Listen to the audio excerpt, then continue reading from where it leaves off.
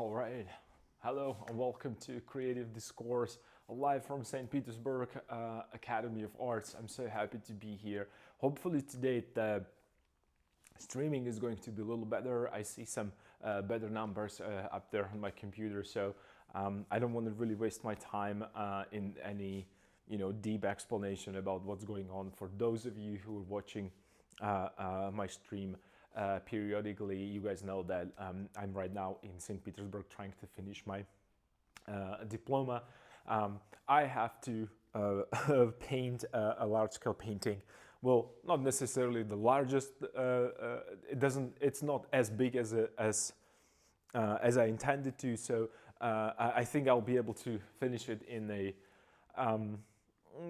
fairly short period of time. But what it's important for me is that I did all the preparation. We spent a lot of time discussing how, why, and when, and what to do with the painting. So I'm just trying to prove the point, probably to myself more than anything else, that it is possible with a really good preparation to do this. I had slight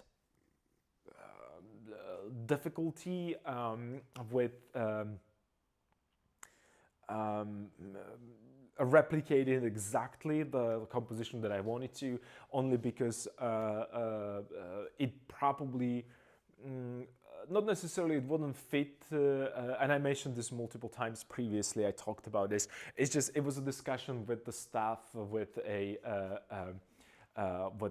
my master from the studio, with his assistants, that in order to actually make something that looks really, really good, and I have a limited time and also limited materials, it would be better if I choose a slightly different sketch. Nevertheless, I've worked on this a couple years ago, so and it's the same topic, so the figures and the ideas and the motions and movements and everything. It's just a different version of that, and we decided that this would be a little better and not necessarily easier, but achievable, obtainable a goal, so I don't have to rush myself through and I don't have to skip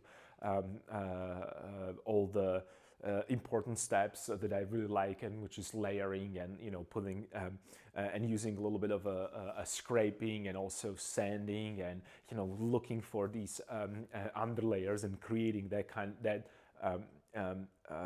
technical narrative that figures are moving actually through the painting, because I'm moving them from one position to another, searching for that eye-pleasing composition already in the format. So that's what I'm working on right now. This is mostly like a quieter streams these days, because I have another professionals working in the studio next to me. This is a shared space. They're all working, so I'm trying to be mindful for their I don't know, like a comfortable working environment.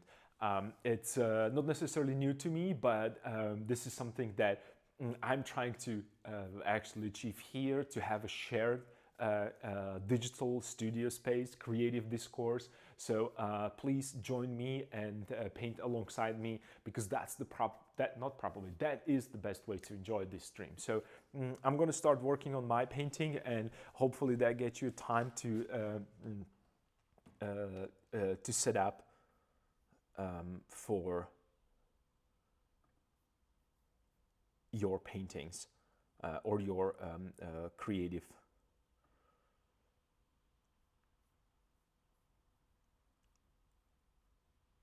endeavors. I'm trying to check the internet, and we're in the ad break anyway, so.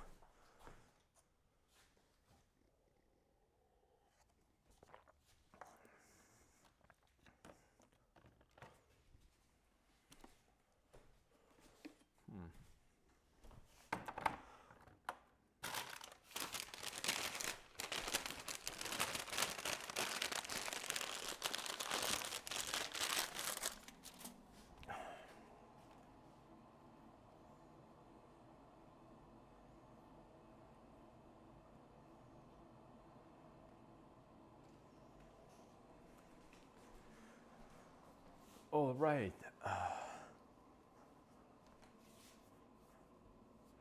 I have to fix the problem with the leg, and I have a because I have a feeling that the figure is not in the right position. So that's something that I want to focus on. Yesterday I was working a little bit more with that this side of the canvas. I should probably start pushing a sky as well, because unless I push that again, I'm gonna struggle with keying my pigments or color harmonizing it. So I should probably start throwing some pigment on the top.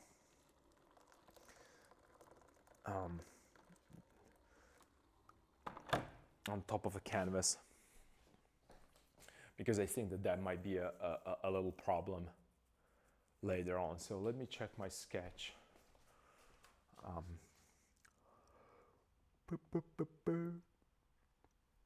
Yeah, not really.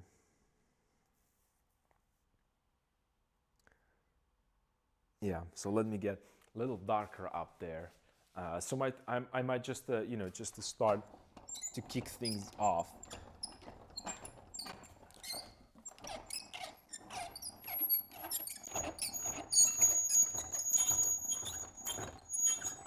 I'm sorry for that noise, but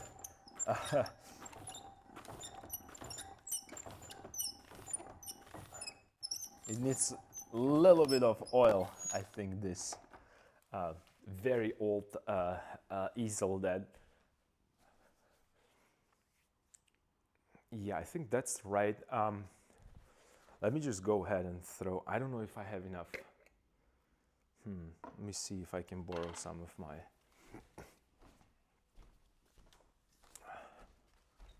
colleagues.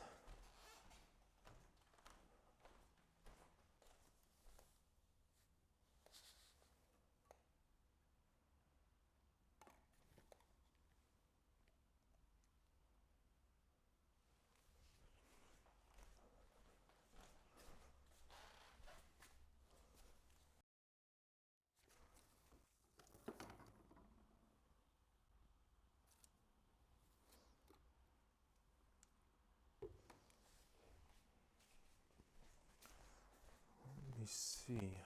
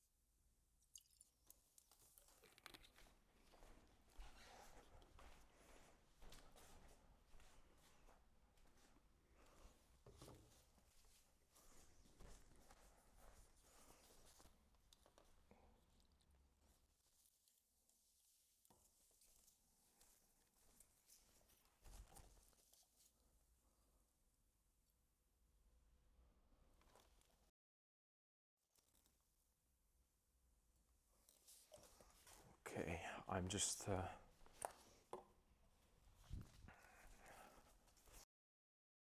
to get a little bit more of a medium. Cool.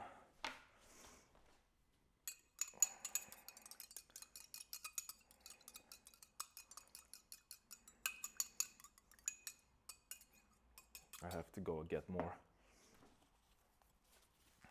Maybe during the lunch break. Now, cool. So as I was saying, preferably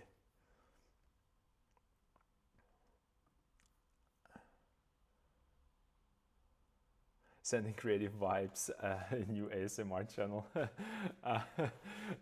Hello, Talking Princess. Yeah, I was just trying to find a little bit of medium for my painting, because I want to work on the sky today. I want to bring some layers there to create a little bit more, to get a little bit more of that a feel of a color, because right now it's kind of harmonizing only because the underpainting is showing through, right? So it kind of feels that it's together. But the moment the moment I will start throwing pigments around, it's gonna look bad for a second. But but bear with me. I'll promise I'll fix it. So let me see. I'm gonna go with a 70 millimeter brush, which is 7 centimeters. I don't know how many inches that is. Like 2-3 inches flat brush, I guess it could be, maybe, I don't know.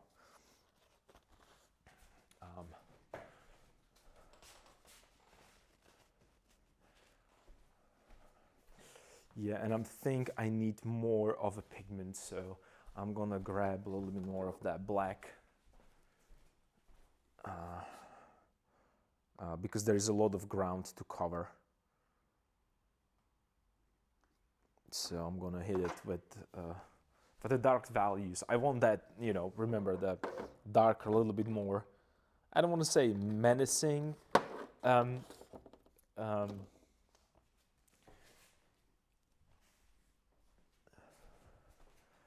I have that. Okay, let me get this off of that pigment.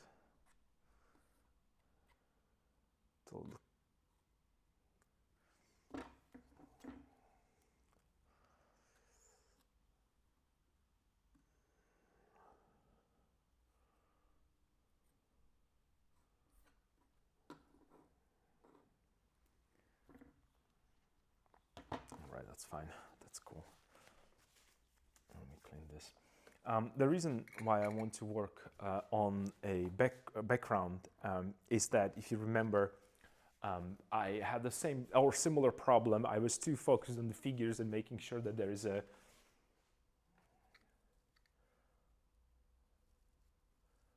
all paintings go through the ugly duckling stage. Yeah, that's for sure. I'm still in pajamas. You start painting. I need to up my game. Hi, GM7.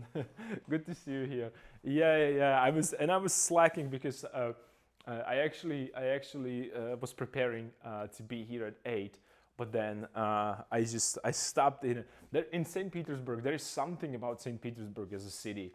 It has a lot of culture. It has a lot of small cafes. It has a lot of pastry. And I'm getting, I'm gonna be like twice as big. So I guess I have to get like 2 cameras so I'll fit into this because I'm spoiling myself, at least with food here. So I wasted 2 hours in the cafe just enjoying the beautiful morning. It's rainy, it's windy, it's like a typical St. Petersburg weather that I remember, and I'm loving it. Maybe I could start with something like this. Let's see. Well, my brush doesn't want to fit in, obviously.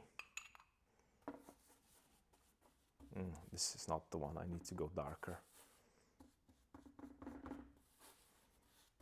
Maybe a little bit more of that red into it. Let's see what's gonna happen. Oh yeah, now we're talking.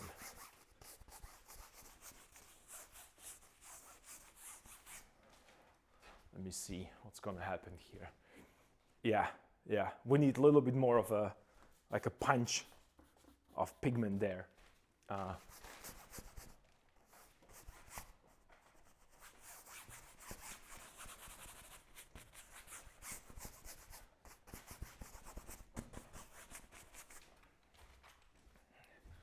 To get a little bit more of that atmosphere, to bring it a little bit more to that kind of a graphic shape. Coffee and snacks. Yeah, instead of, there wasn't a coffee, it was a tea for me, but yeah.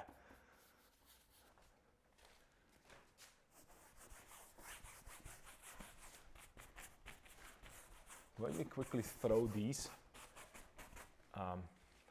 dark shapes there. Maybe a little bit of this. And I really want to load my brush with the pigment, right? Because,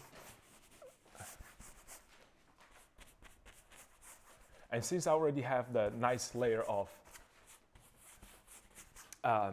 imprimatura there, my brush is right now sliding a little bit better than before. So I kind of, it's kind of cool. Maybe a little bit more of that blue there, just for saturation.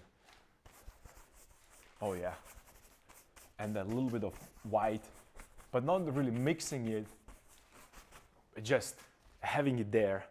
So it has these kind of imperfections in application. This is not a fence. You don't think about these large spaces like you are here and you're doing this.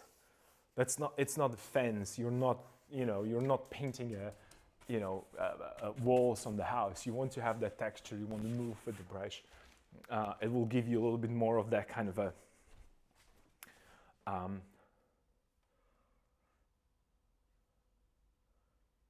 Verdugo Salazar. Hey, how's it going, man? Welcome to our painting discourse.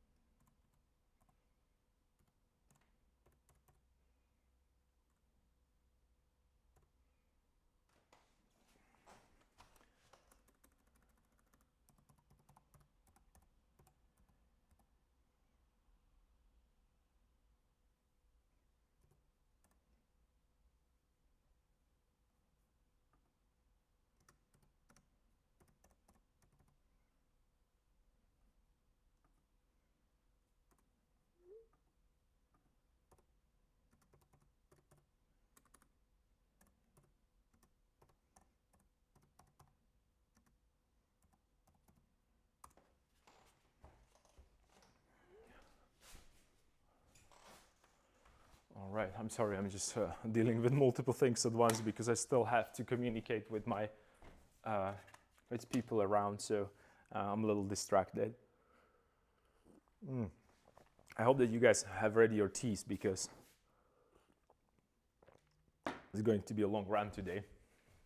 I need to do all the things. I'm going back and forth between what I see and what I paint because I have a glare as you might actually experience as well. Seeing like this is way too light than it actually is. It's the glare from the environment outside.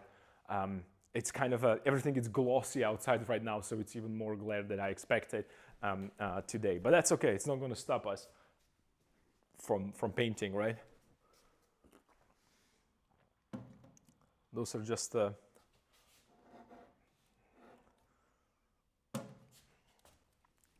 that's a minor inconvenience. All right, let's get back into that.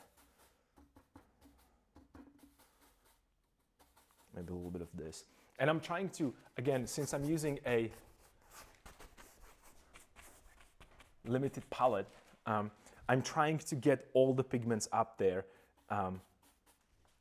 because that's what's going to give me that kind of a harmonizing feel to it. Maybe a little bit more of that kind of a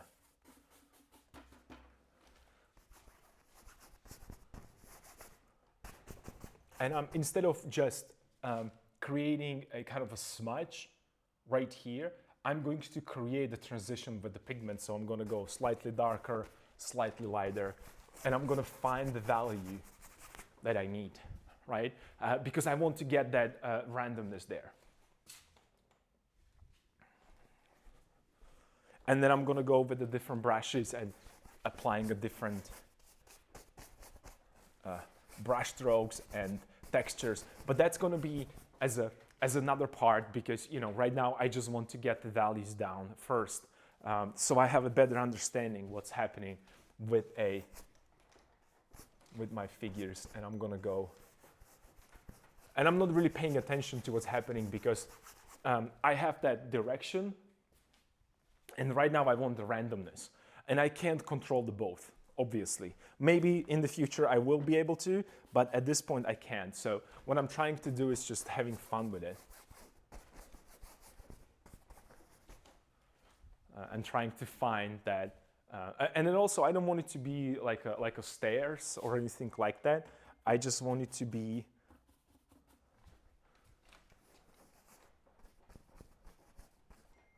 like a little kind of a random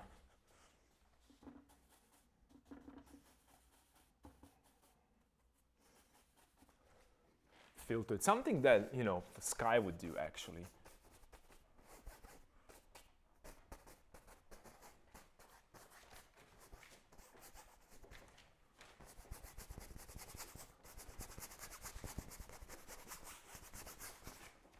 Right? Because that randomness of the sky is just kind of going to, I think it's going to nicely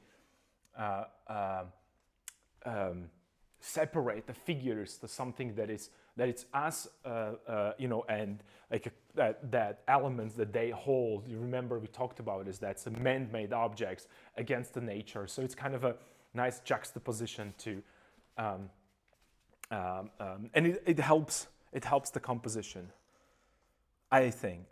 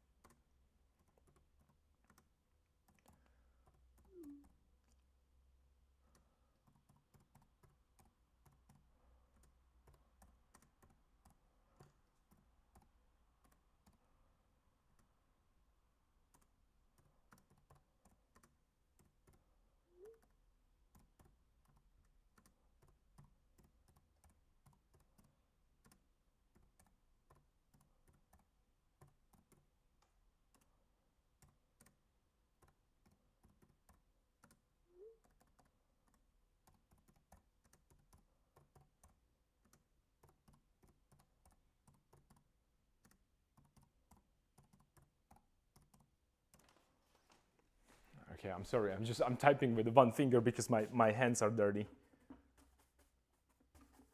I'm gonna hit it with a little bit more of that kind of a, oh, this is nice, transitional pigment. And I need, you know, you would think that why are you adding red into this? It helps blue actually, believe it or not. And I never put green into a sky. I see sometimes it works. It never worked for me. And it's not that you shouldn't do it. It's more about the aesthetic of a green being in the sky. And it usually happens. I have to be careful not to fall down. It usually happens when people kind of have the, you know, the trees and the horizon line, and blue starts to mix with the yellows. And it's just something that I'm not really.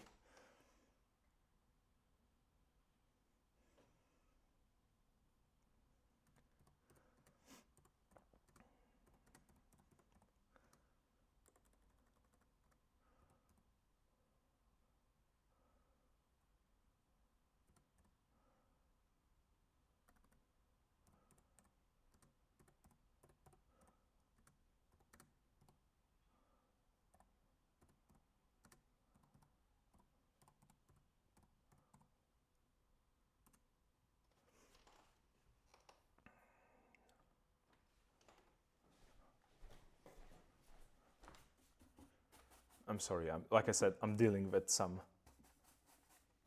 I'm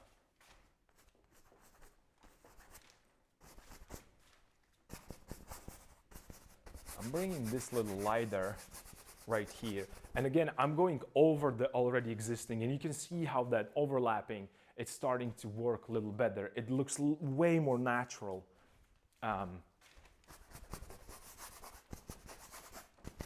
And since I'm having a little bit more of that background, a little bit more of that underpainting, and then, you know, the white or lighter values that were applied with the palette knife, I'm starting to get that kind of a sky randomness as a kind of a starting point for me.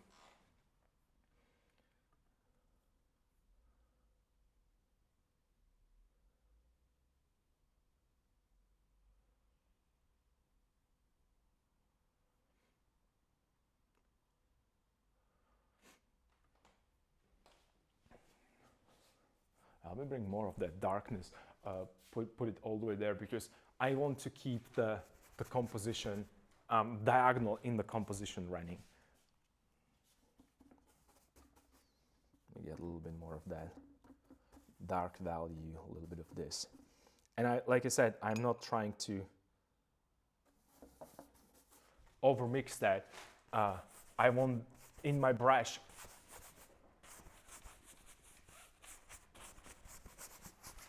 to see that random brush strokes there.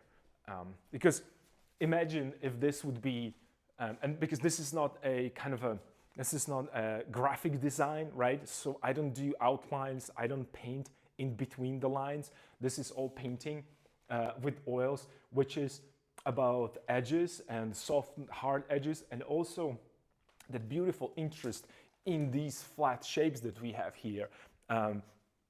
And you might remember me talking about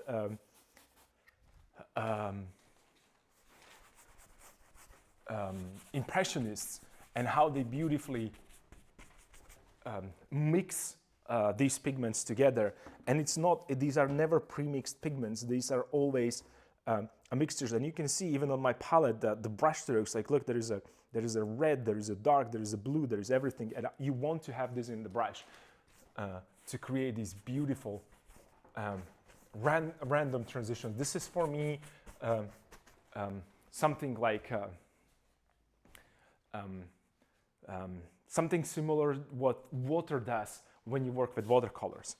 You can't control every aspect of it all the time, and that's the beauty of watercolors.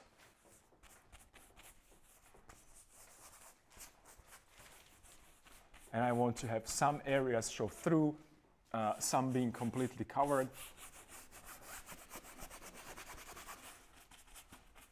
And some just it feels almost like a stain only.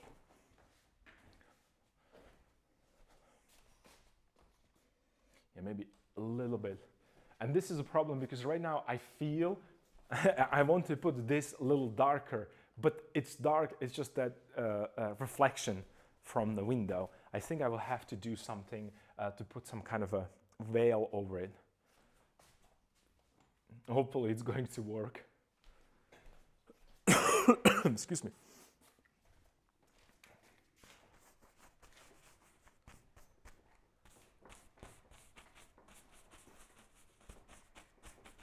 How are you guys doing, by the way? I'm so into painting, I forgot to ask you what's going on with you guys.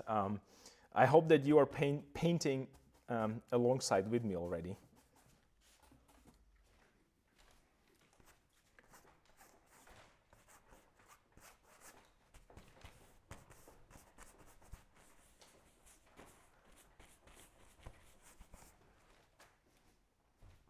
Yeah, way better. Let me go a little bit. Let me squeeze more, and you can see how much pigment I'm using. This is not a, like I said, these are not, I mean, I'm squeezing, like this is my thumb next to it, right, the hand, right? These are really chunks of pigment. And the reason why I want this, because I want to give that painting a really nice base. Let me squeeze my favorite yellow ochre there as well. I'm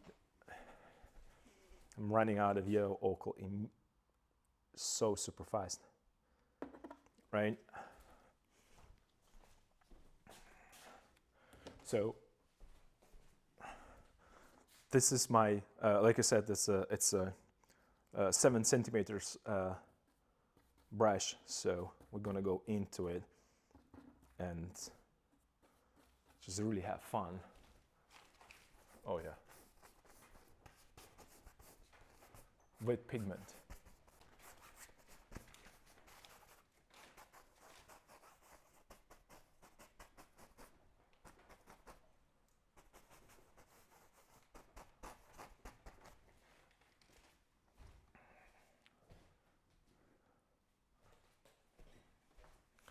I'm going to move it a little bit under a different angle, so it looks weird, but I want to see the value, and since it's really, I think that right now it's a little better visible, the direction of the sky.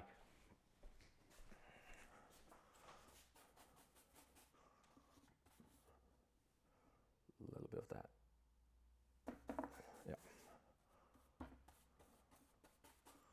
Loading that brush.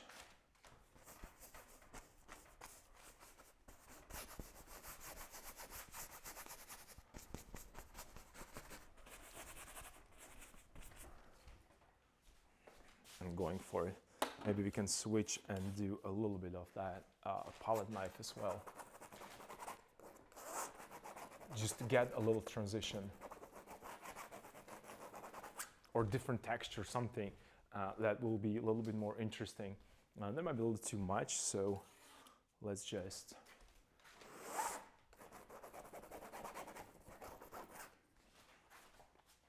use both. And if you don't like something that you did, just repaint it.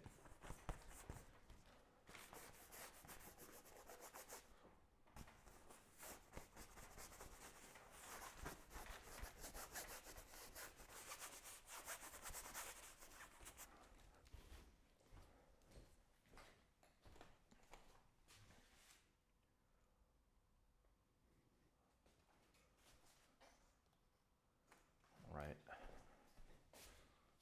Let me see my sketch. Yeah, this should be a little lighter. So let's go a little bit more with white there, a little bit blue, more white, more blue, and more black somewhere here, and a little bit of that. Beautiful, right? So you can see like these are my brush is loaded with pigment. There's a little, oops, I found it.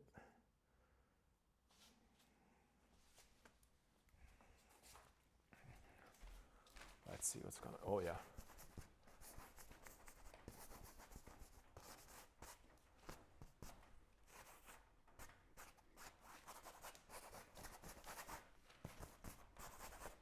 And I'm using this blue right now because I need a little bit more saturation, right? So it's not, I'm not thinking about the sky's blue. I'm thinking about, I need more saturation in these areas here.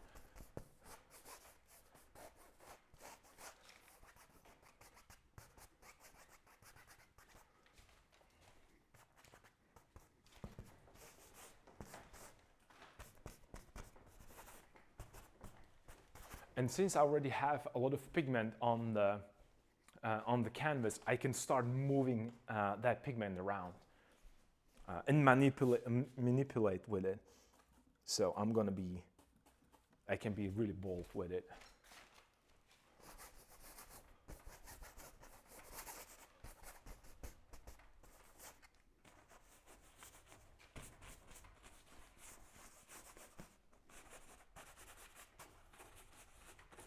So in another way, you can think about it that I'm using my canvas as a palette and I'm trying to mix it there rather than necessarily pre-mix everything. And that being said, it's not like it's mandatory to do it this way. I just like that randomness. And then maybe like a slightly longer brush strokes that a lot of time look like a rain. So this might be like a slightly rainy thing. And it's funny because when I was home, there is a slightly different weather. In my own studio, in my atelier, and here I feel that rainy weather and I like it. So somehow it's just I immediately want to incorporate it there. Can't help it. I need more white.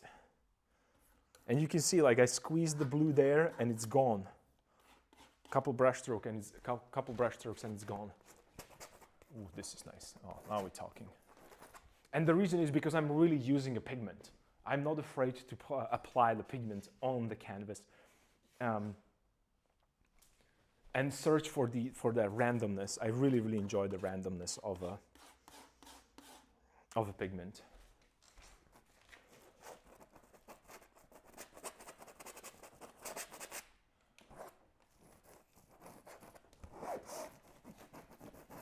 Because some of these might stay here. Some of these brush strokes I'm going to paint over, right? So there is no real harm to have fun with the pigment. I wanted that. Oh, let me try this. Let me go with, yeah, that, now it's talking. A little bit.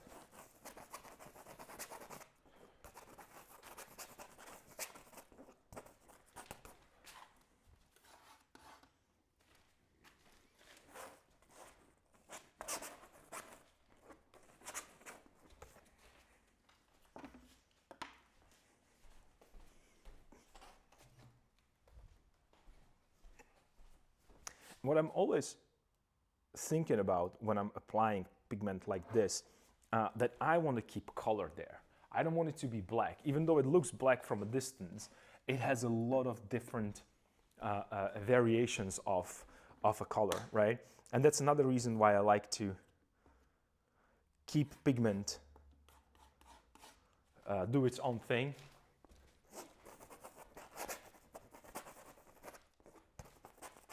And not overmix it unnecessarily. Because then you're gonna get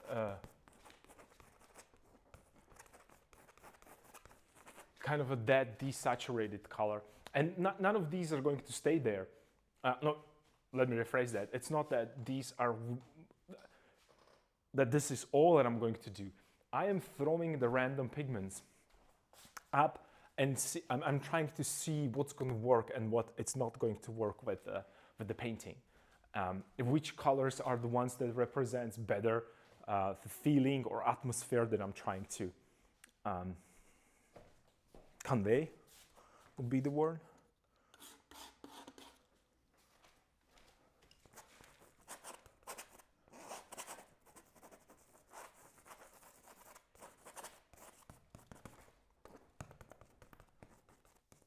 And then when I want to create like something concrete, maybe silhouette, I will then go into it. And you're going to see it, me working into the sky over and over again, because you remember, I was very specific about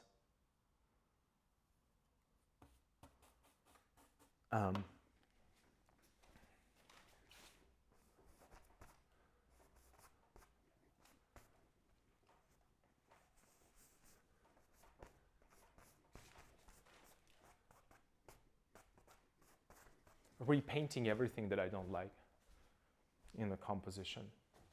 And also, not only that, what I was trying to say was that this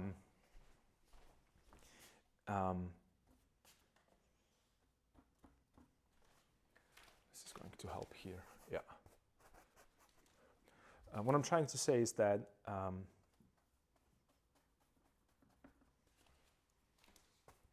what am I trying to say? I was thinking about something.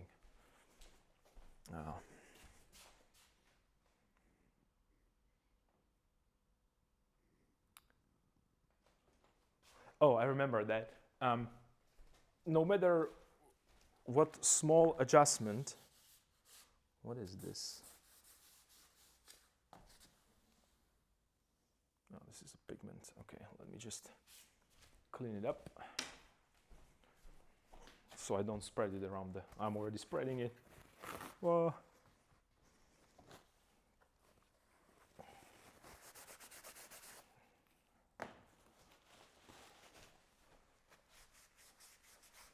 all right.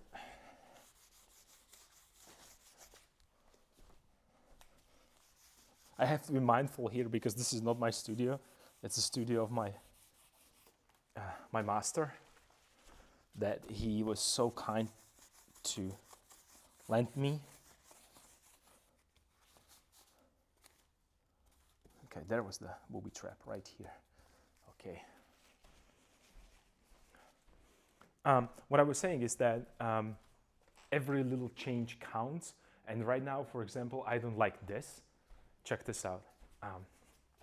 this, because it's following the same shape. So I have to start working into this a little bit more. And I'm looking at my sketch and I see that there will be there is a lighter value there. So I'm just gonna go there with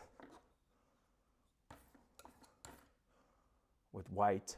And I already have something on my brush and I have a lot of pigment there, so I don't need to be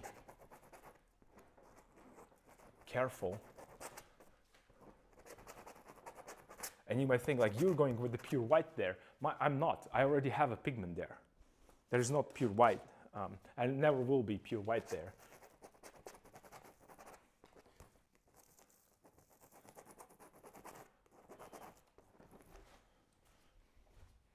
Okay, let's check the silhouette a little better, maybe a little bit of that warmer pigment right here. Oh yeah, that's gonna be something gonna give us a little bit more interest and the randomness there. And I'm still going through the figures because I don't know whether I want to have that silhouette there. Right now they look too similar to each other. You know, I can still move back and forth, and I like that feeling of a freedom when it comes to painting.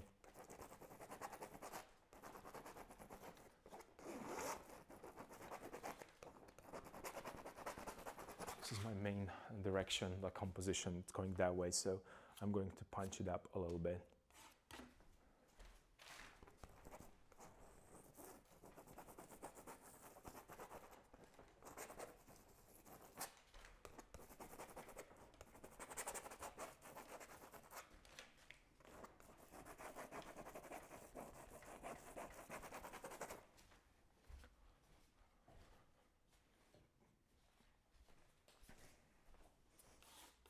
Maybe slightly darker, bluer here to incorporate it.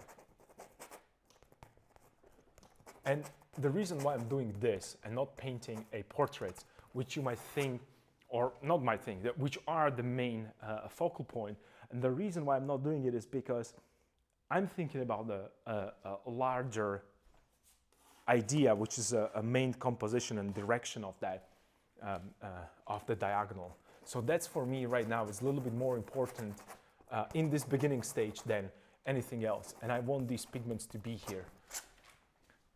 And I want to keep that, that diagonal.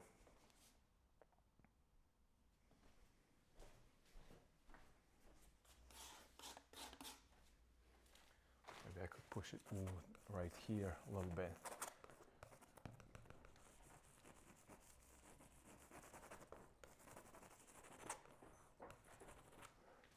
And since I don't have pigments mixed on that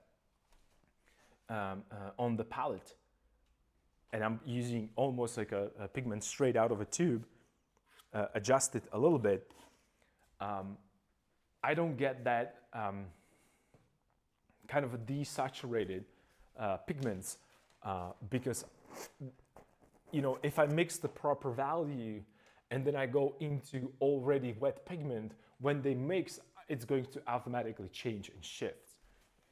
And I don't want that. Rather, I'm looking what's happening here on my canvas and on my palette, and I'm adjusting it by maybe scraping a little bit more, going into it. Well, I don't like the light shape right there, so I'm gonna go with the darker pigment there, like so, let's say. And I want to change this, so I'll just introduce a darker pigment, and it's mixing the white, blue, yellow, and red randomly. And this looks really chaotic right now, but that's fine. It's gonna set. It's gonna. What did we say? It was like a cooking show. That the pigments are going to introduce each other, and like all the flavors are gonna get there, and then I can start slowly with the smaller brushes. Well, not small like this one, but you get the, like, let's say this one. Let's use it immediately, and then I can go and talk to myself like, okay, I want soft edge right here, so I soften it a little bit, right? And then I have a hard edge, and then soft edge right here. There is already soft edge, and maybe a little bit soft edge here. So I'm gonna create that little bit of a interest there. or not interest, I'm gonna calm it down because right now it's too busy and it's taking maybe a little too much attention, right? So I will go through these and slowly soften them down. But not before I'm satisfied with everything that is happening there. Because the moment, if I start softening it right now, by the time I'll get here, it might all be mushed together and I will lose that kind of randomness there, right? I'm not saying that that will happen to you. It will happen to me because I know my shortcomings and I have to be honest to myself. When it comes to painting, I'm lying to myself all day, every day in the different areas. Okay,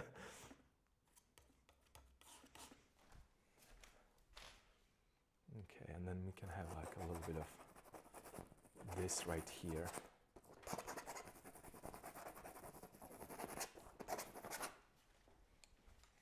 And then when I won't be satisfied with some areas, I have multiple options. I can either start throwing a pigment again on the top, or I can start sanding it down and looking for these underlayers that are there. That's why I'm not afraid about throwing a pigment around. There's always a way to fix it, either by sanding it down, which means, which is more like a, I took this from sculptors, because this academy is actually well, not only from sculptors, but that's the sculptor's idea. And this is the St. Petersburg Academy of Arts, which actually includes a painting, sculpture, and architecture. So we're all under one roof, and we have classes together. Like let's say anatomy, we have a drawing classes together. So we exchange this information, and it's beautiful to see like different approaches and different ideas. Like let's say this might be like a slightly softer because I wanted to just go into a distance. So I'm just kind of going to even overlap. So all these edges are going to be soft right here. So I can control the environment. And when I said environment, I mean atmospheric perspective, right? So we just slowly kind of dissolve into background. Some of the figures, the ones that I want. Some I want to stand out, like this guy. But you can see like how I painted all around him, and it's because I was adjusting it. So I'm gonna go there with the darker value, and then I'm gonna grab one of my, again, larger brushes, mix some of the pigment, let's say this, and a little bit of this, not over mixing it. And then perhaps I see the edge right here and, excuse me. So it doesn't look like it's outlined, because that's what I don't want to. And I'm missing a little bit more of that redness. So I'm just gonna go with the pure red right there. It doesn't really matter because then I'm gonna grab a little bit of this white right here. And it's gonna give me kind of a nice purplish pigment right here. I don't know if I want it, but for now, it's just gonna create a little bit more of interest there. Something is happening with the sky right there. Maybe a little bit of this combination I need right here, because it's getting too,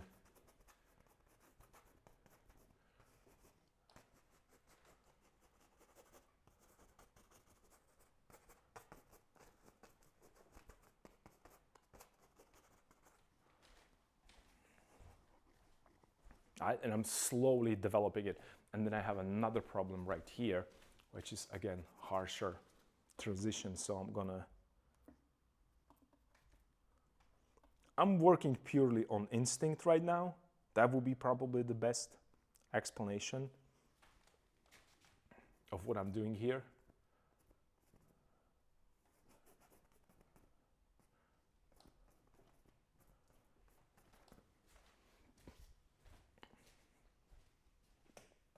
And the reason why I'm working purely on instinct is because I want have fun. I want to not necessarily have fun is probably not the right word, but I want to bring that raw randomness of a sky. So I'm behaving raw and random, right? And then I can just go and maybe look from the windows because I have these beautiful clouds going on, and then maybe get into some of the details. I'm back to the shower and getting ready for the day. Lovely process. I'm so curious how it evolves differently compared to your original one.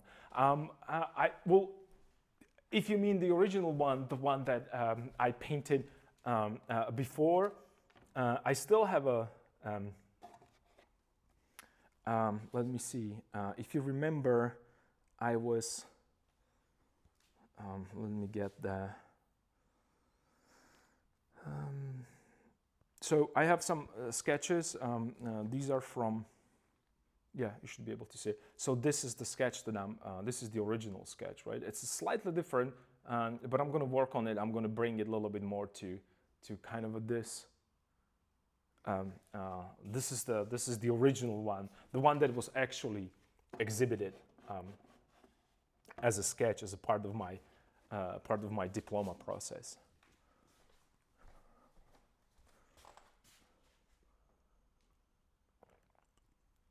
But I'm already liking this one way more. And the reason is because I am a little bit more, I feel a little more free with my brushwork. I remember how much I labored on the portraits and faces because I was trying to find that nice kind of a movement and motion and so on and so forth. Right now I already know where not necessarily where the figures are going to be, but dealing so many or putting so many hours into painting and setting up the monks and how they move through their environment kind of gave you a better understanding of what works and what doesn't. So I feel a little bit more free when it comes to this.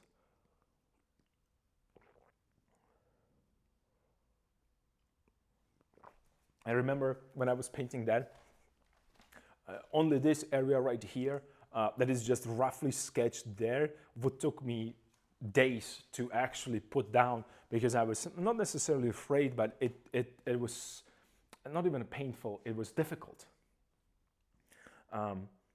Because I was, what would be the good explanation? Everything was,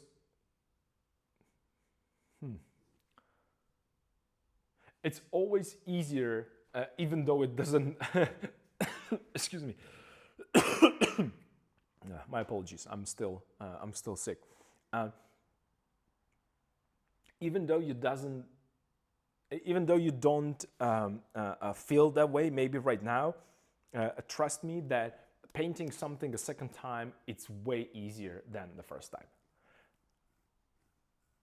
And you don't need to do exact copy one-to-one. You can be a little bit more free, a little bit more, I don't know, I would say brave, because you have always something to fall back on. That's why I feel so, what would be the word? Relaxed, probably would be the word when I'm painting this.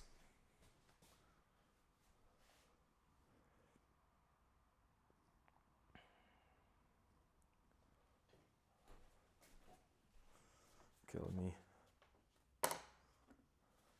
And also you can see on my palette, yesterday everything was red, today everything is blue.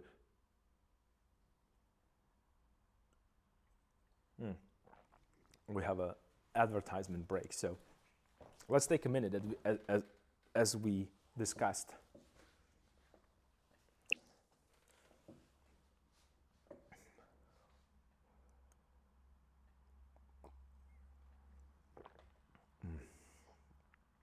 Delicious tea.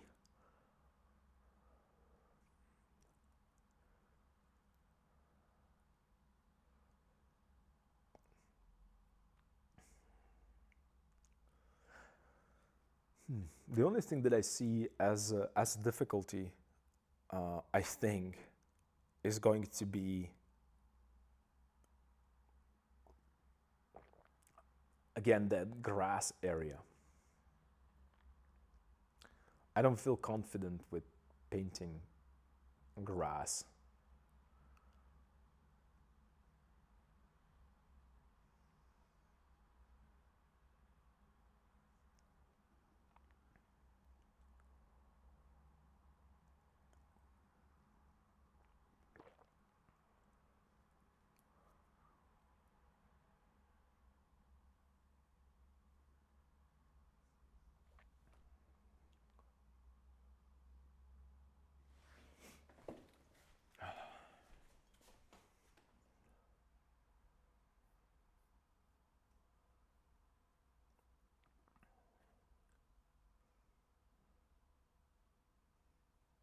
I like the three-piece set better. I hope you do finish them when you got back. I like both. Yes, of course, both are great. Grass is difficult to paint. Yeah, it is. Replace them with sunflowers. Problem solved. Okay, I had to say that. Yeah, the M7, you had to say it. I know you had to. I should probably replace them with the sunflowers. And coming back to you, Talking Princess. I like the previous one, the three-piece, better myself as well. It shows the progress and natural progress of an improvement. I mean, my taste slightly changed. The things that I want to express slightly changed, and they're evolving. And I think that's a good sign. That being said, it does not necessarily mean that I cannot push this one even further. And I know it looks a little rough right now, and I'm skipping a lot of steps that I wouldn't. But that's all because of the limited time. But as soon I throw all the pigments there, what's the saying? I'm trying to put the sentence correctly in English. As soon as I put all the pigments there, I will have a better understanding how to start developing these figures and give them a little bit more of that kind of, I don't want to say refined, but a little bit more naturalistic feel. Right now, it's very rough. And it has its own kind of a, I like a rough painting more and more lately. When I started to paint, I remember that I used to paint really, really thin and soft and delicate. And if you remember, I mentioned this, that I preferred result than actual process of painting. These days, I completely enjoy painting and the, you know, the moments with the paints and pigments and how randomly they interact with each other. And the exactness and the perfect detail, it's not really that important to me as much. And it shows, I can tell that I would never, 5 years ago, this would never be happening. I would be drawing everything, like I would have like eyes right here already. I would have like the silhouette there. And I would lock myself in between these lines, and then I would really paint within those boundaries. And I'm not saying that that's bad, it's just, it was not enjoyable. It was not enjoyable for me at all. This is just having fun. But it comes from experience, right? It's having fun for, it's after years of really difficult and emotionally stressful moments when things are not happening. I wouldn't be able to imagine painting like this, like I said, 5 years ago. That would never happen, ever. And I kind of rob myself of that freedom, unfortunately. But it's a journey. It's for all of us. I'm pretty sure that it's not happening only to me. It's happening to everyone. People that learn how to play on instruments, athletes, you know, engineers even, right?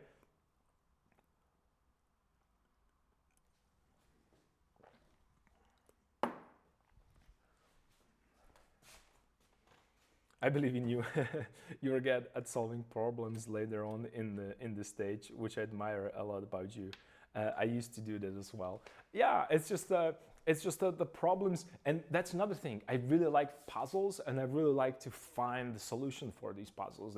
That's another part of excitement. And then look at this. I mean, this is just the random brush strokes, and it kind of nicely uh, create that randomness that you would see in the nature without actually observing nature. It's just, how would I put this? It's, remember I talk about the fact that we are like a machines, not like a machines. We actually made the machines to look like us, that everything is like vertical or horizontal and everything has the right angles and they are kind of repeating itself because it's easier for brain to understand that way and doesn't need to spend that much time figuring it out.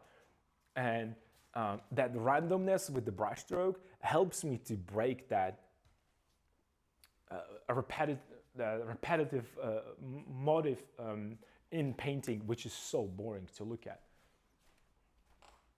So that's kind of a, you know, I am, even though I'm using a palette of Rembrandt, well, I'm adding blue, and like pure Rembrandtists or, you know, purists of Rembrandt school, they would be, Rembrandt never used blue. Okay, in his later life, you should guys correct yourself. Later in his life, he was not using a blue, but honestly, I think it was because he did not have money to purchase blue. It was very expensive. Not because he couldn't, he didn't want to use it. And also, it was his palette, it was his aesthetics, right? I'm not Rembrandt, unfortunately, or fortunately, I don't know. And that's why he's blue. But when you think about it, this is more of a, feeling. It's a darker kind of a late Baroque kind of a feel to it. But I'm using a lot of brush strokes that you know, Turner would use, a very famous British painter, right? In his watercolors and in his later life as well, because that's the aesthetic that I kind of enjoy these days. And I don't know what's gonna happen next. You know, it's just that's the beauty of, you know, continue painting, right? And we're back from break. I should probably brew myself more tea.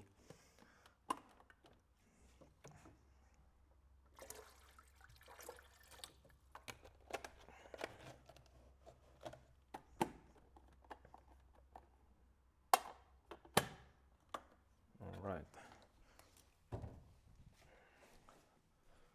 I need to keep myself hydrated because I keep forgetting to drink. And let me just go and grab the brush and make it a little bit more. Oh yeah.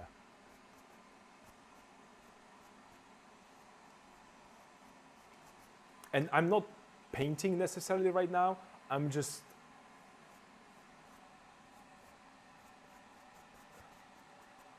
getting rid of some of the textures, because around the reason is because I'm going to bring their textures forward, right? So I don't want to have a sky texture, them texture, clothes texture, portraits texture, because then everything is going to be textured and thick and heavy, and it's just going to look same.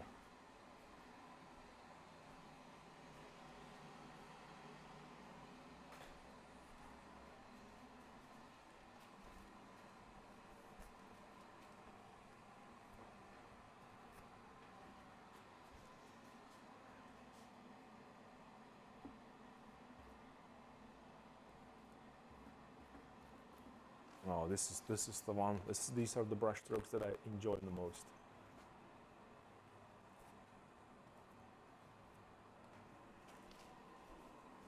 You see, like on the palette, like in my brush, I already have like a purplish. Then I have a little bit of kind of a warm, bright value, and then I have a little bit of white, and all this is on my brush, and as I place the brush stroke, it's going to be on the canvas without trying so hard, right? It's like let your brush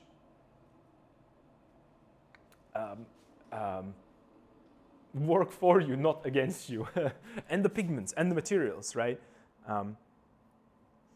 I know that like some of and you can also see like the motions with the brush, and it might sound like it's not sound. It might visually looks it's pretentious, I guess, or like a theater. But this motion gives me a different brush stroke than this motion, right? Because I want to lift a little bit and get a little bit more texture. When you look really closely to Rembrandt, you're gonna see this a lot. And even when you look on the palette right now, it's the same pigment, but because I created that kind of a different brush stroke, it immediately created a ridge, right? So it's a completely, even though I'm going this direction, the moment when I stopped creating the line, I didn't put a different value, I didn't make it darker. This is what actually light is doing to these uneven impasto surfaces. I spilled the water on the book. What am I doing?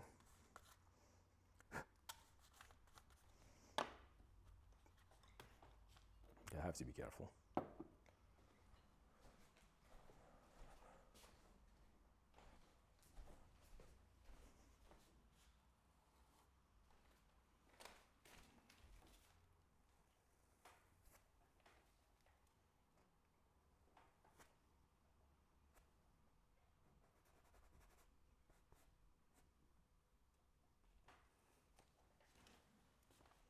A little bit more white into that mixture.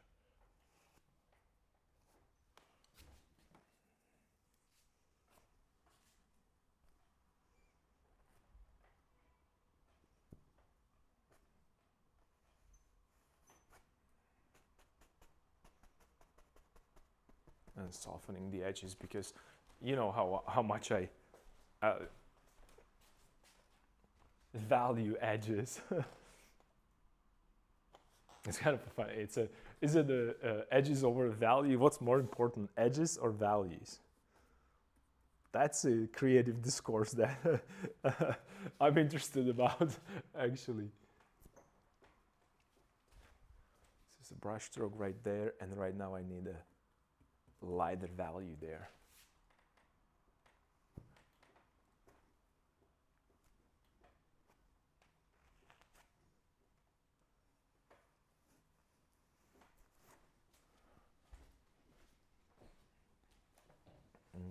Even lighter, maybe a little bit more of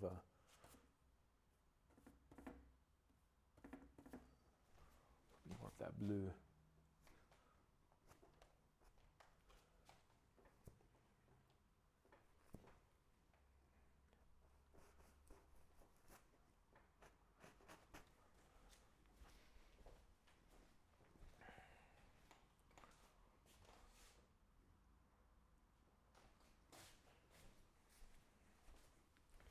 And right now the important part is going to be also silhouette of that dark shape against that light shape. So I have to be very mindful about that.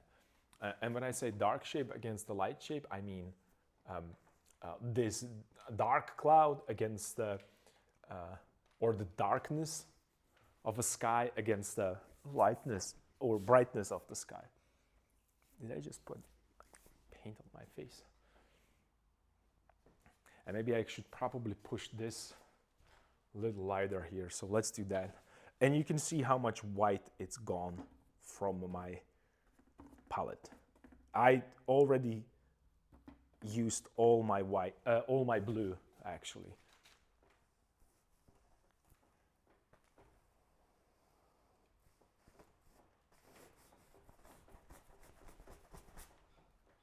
But that's okay.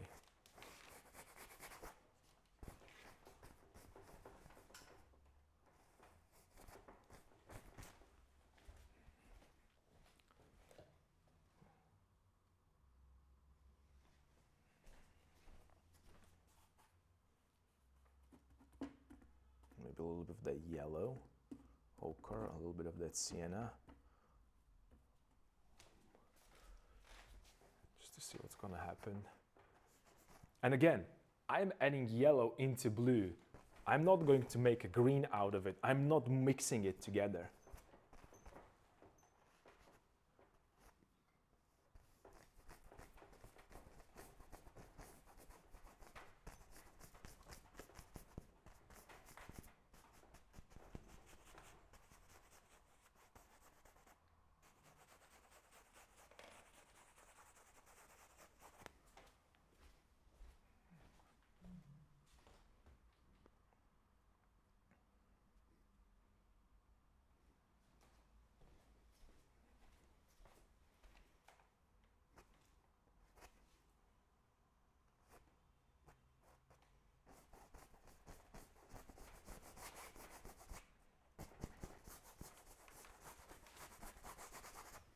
And we need a little bit more of this right here. So I'm gonna go right now full, and I switch it to a red. But since this is it already has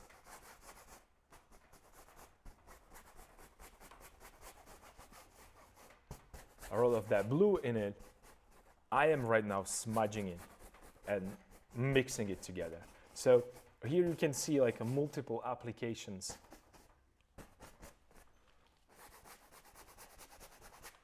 of the same idea, right? So there's places and areas where I'm keeping it unmixed, and there are areas where I'm just mixing it together. And it's not that I would do it. This is not something that I invented. This is something that you can see in many other painters, actually, impressionists especially. And also letting through some of that canvas, and it creates that kind of a nice, because right now this all feels like it's green underneath. It's just because of the nature of of that underpainting, or not nature of the underpainting necessarily. It's about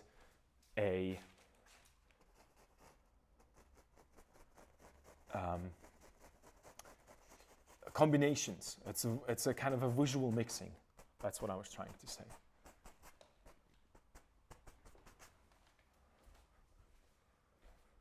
And some of these are going to be repainted.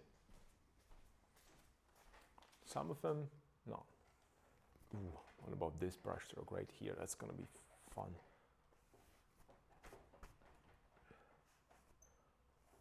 Maybe even down here.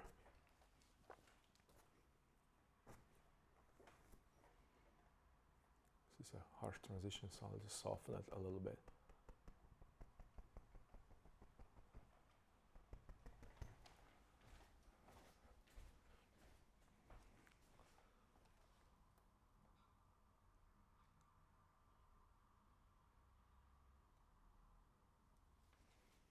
Cool.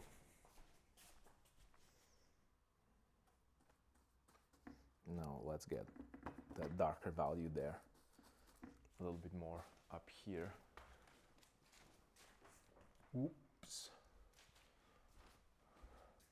Nah, maybe it could work. Let's get a little more.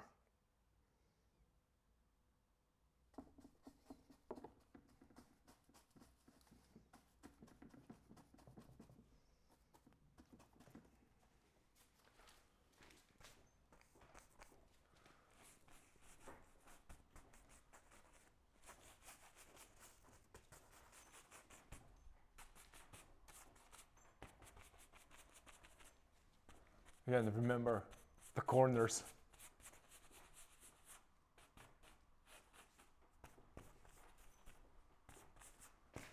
I'm throwing a little bit more blue into that, into the dark areas, and then I'm gonna go warmer again. So I'm gonna bring more of that cadmium red and English red there. And I use cadmium right now because I was not able to get vermilion But hopefully I'll get a chance to go into a store and get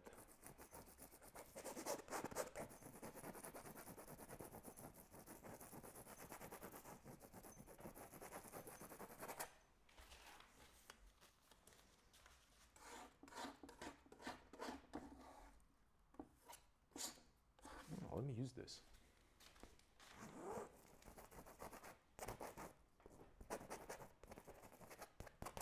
Awesome. Yep.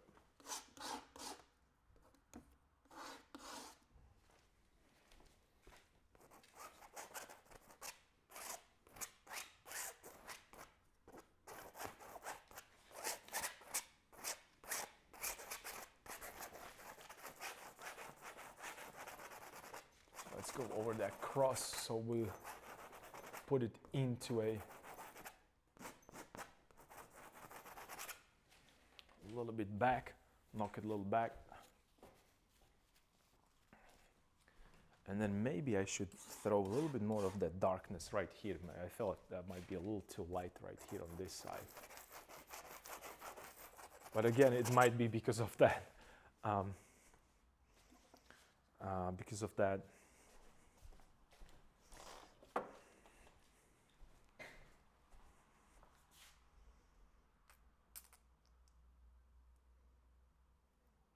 Okay, here we have cut red light, which is my substitute for a vermilion, and then I need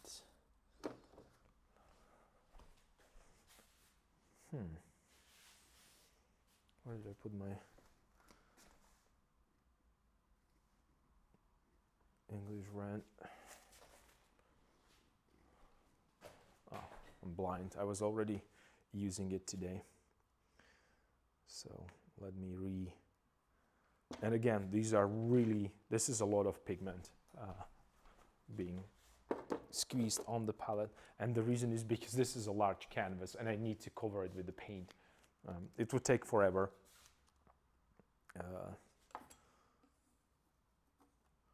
Using conventional methods, I guess. I don't know.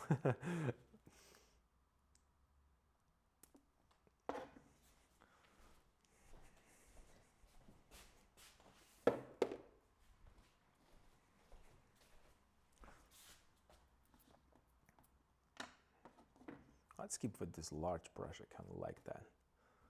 And you see, like, my white is gone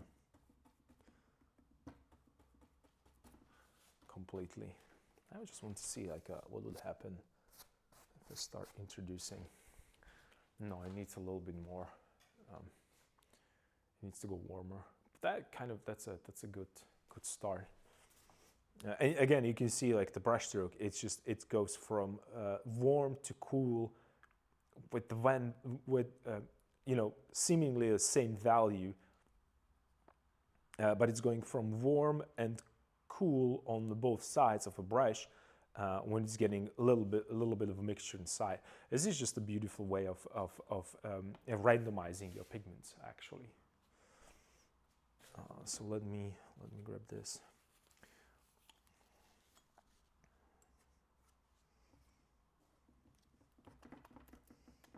A little darker. And this might be way too dark, but the thing is that I have a lot of light pigment right here, so as it mixes,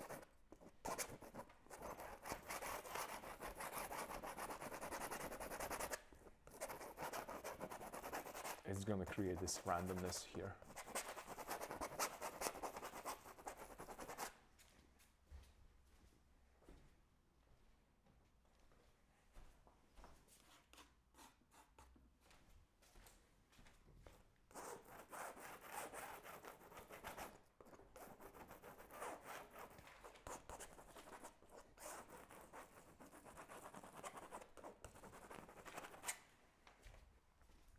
And then if you remember, if this is going to get too messy and too random and it's just going to look weird, there is always, you know, I can always glazed on top of this.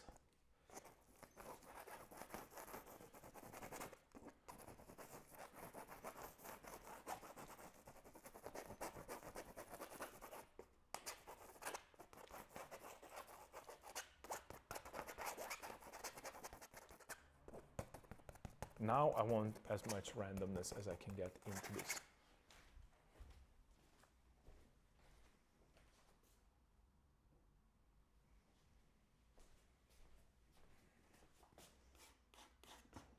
Maybe slightly darker here.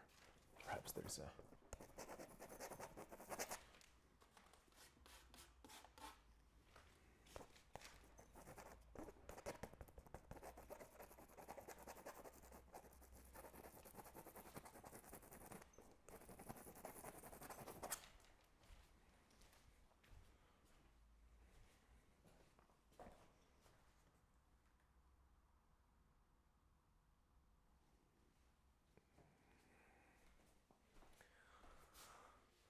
cool. I think it was very important to put that that sky there. It would bother me not to see it.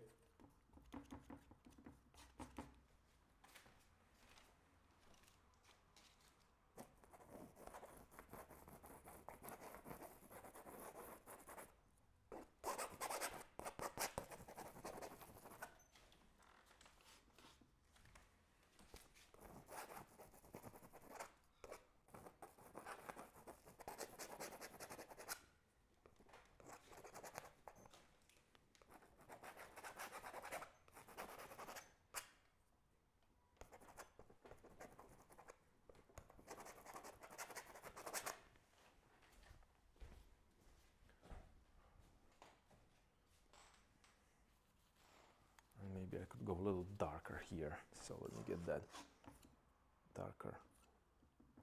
And you can see that I'm mixing red into my black because I need the saturation in my black.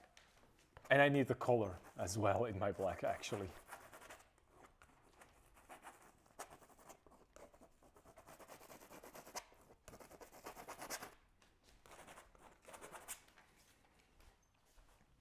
And maybe a little bit of this. Bit of white.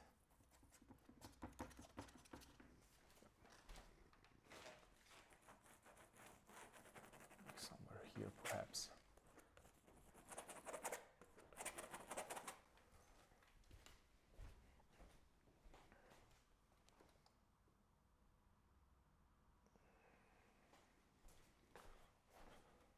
This is going to be an important part. I don't like this area, and you can see that I was spending some time here, so let me maybe switch it to a brighter value.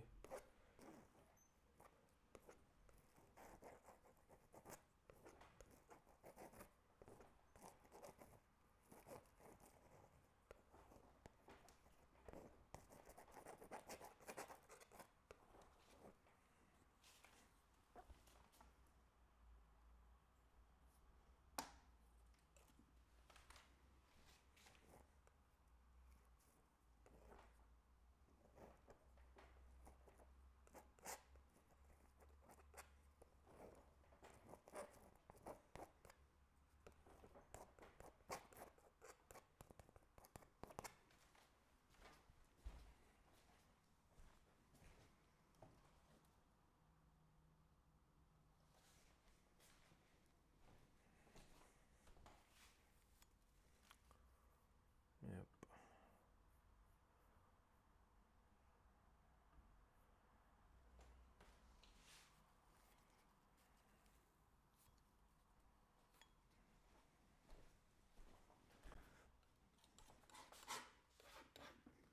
I think I will need a little bit more definition here.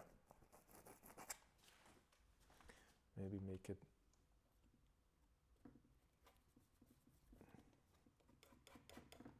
this might be too.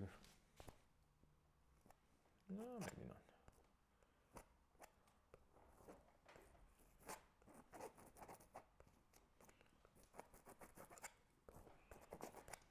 It's starting to seem overworked there, but that's okay for now because I need to figure it out that silhouette that I was talking about.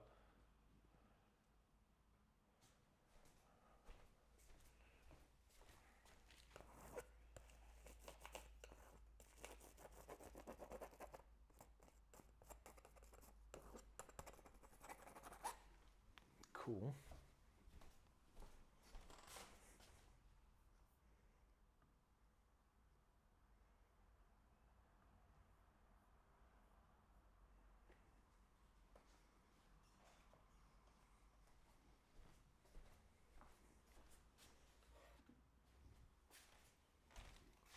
be really lighter here.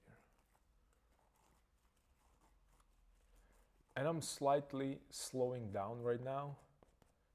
It's because I'm thinking a little bit more about what I want to do and how I want to right now lead your eye through the painting. So by using that randomness, right? I want even more of that texture around the mountain.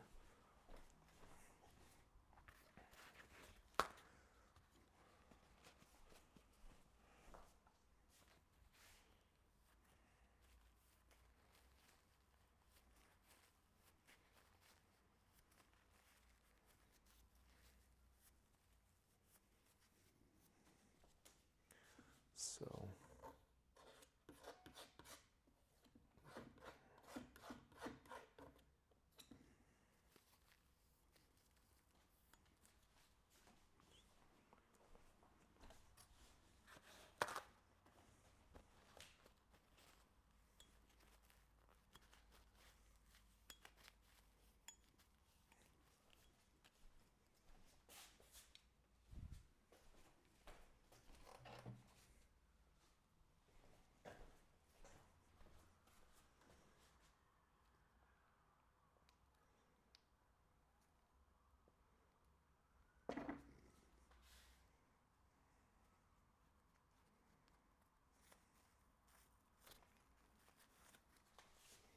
okay, I need to use my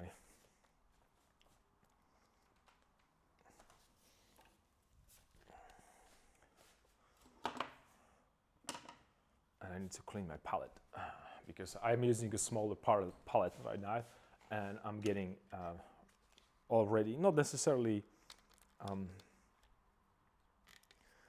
It's like my colors are getting slightly dirty, and by dirty I mean they're not as saturated as I want them to be.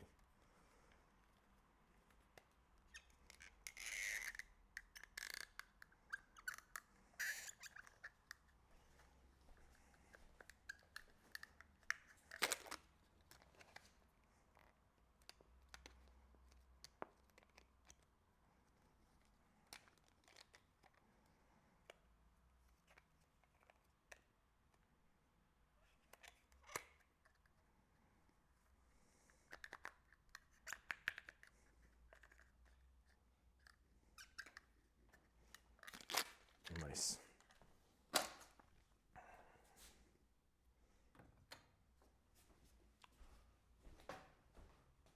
Yeah, let me clean my palette so I can start fresh again.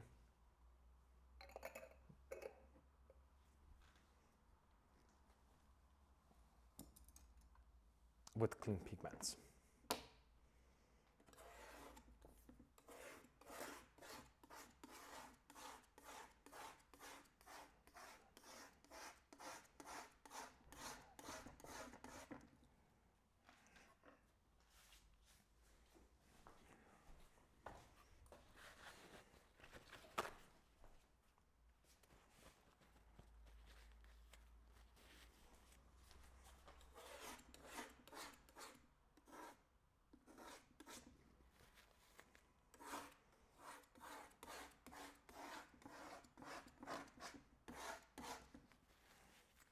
This is actually a very important thing, to be able to stop yourself for a second and clean your palette. And I don't do this nearly as often as I should, and I keep forgetting it because I have a larger palette at home, so I kind of in one painting session I rarely run out of a painting space. Oh, and my palette moved. With the veracity of my painting, I just moved the palette out of the frame.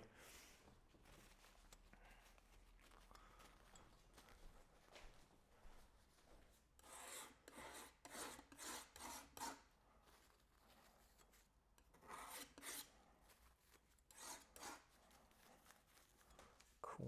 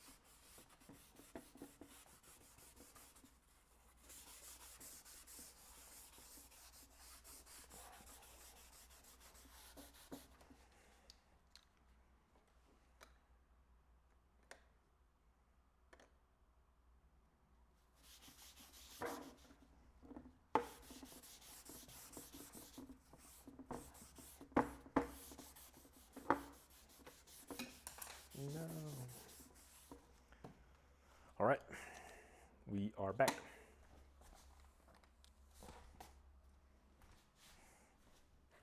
With clean palette. It doesn't seem clean, but it is. It is. I got rid of most of the unwanted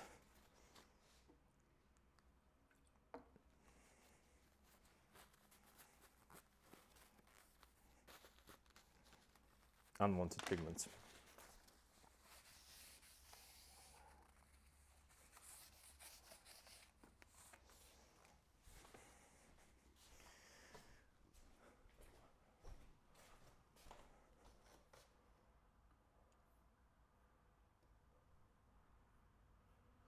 All right, I'll have to take a break for a couple minutes, so I'll be right back. I'll be right back. Just give me a sec.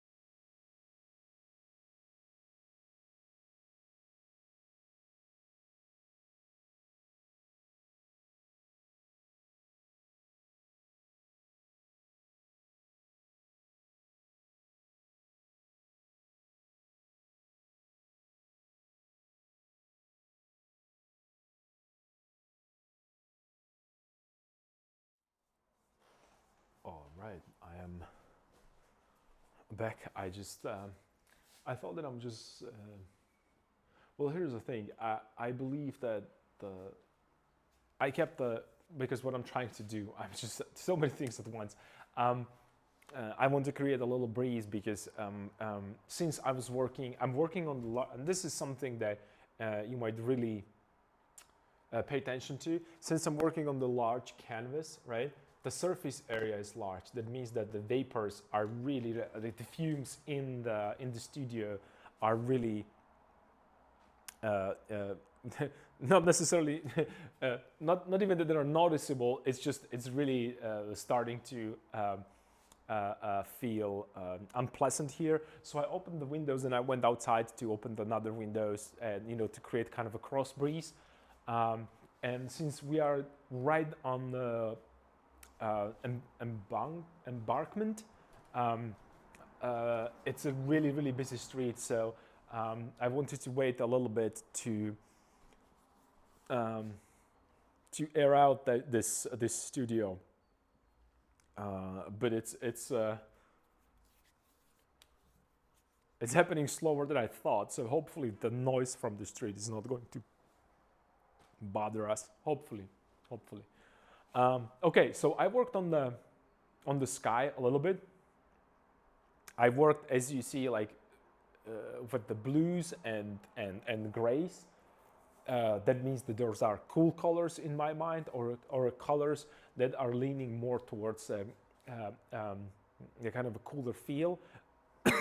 Excuse me. And I'm gonna go back into warmth right now, and I'm gonna, as always, vary these back and forth. I think I want to work on this area right here today a little bit more, even actually right now. Let me see if I can find my old preparations. And let me see if I can use some of it.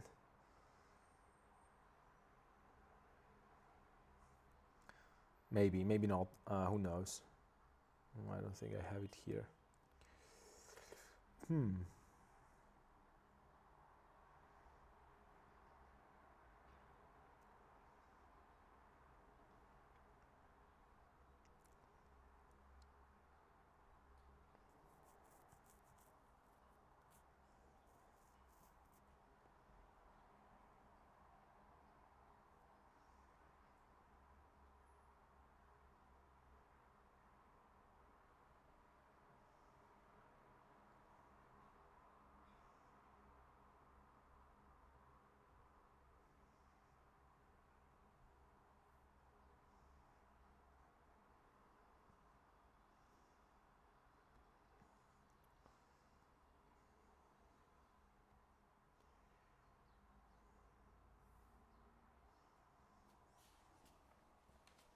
Yeah, let's see if I can.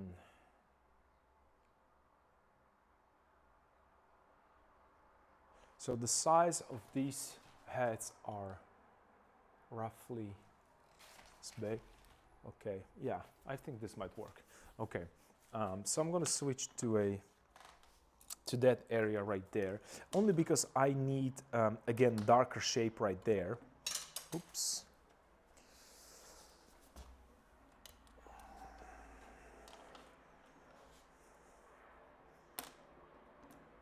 I need more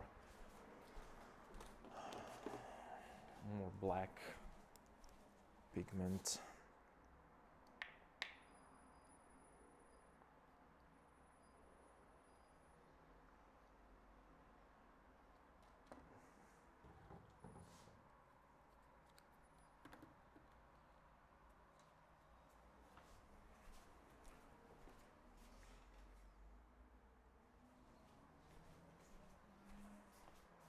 I'm just trying to make sure that I have a palette in the right spot so you guys can see it properly. Yeah, that's pretty much where it needs to be.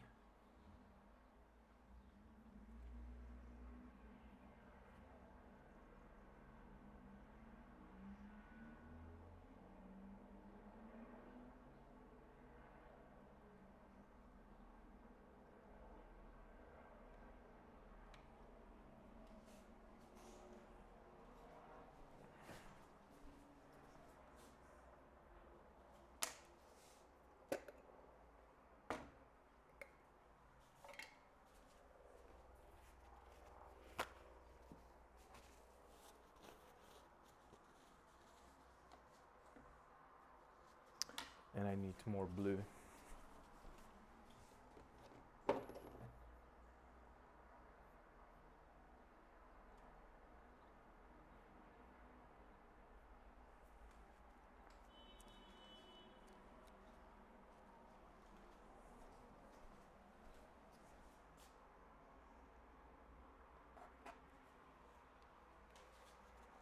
All right, here we go.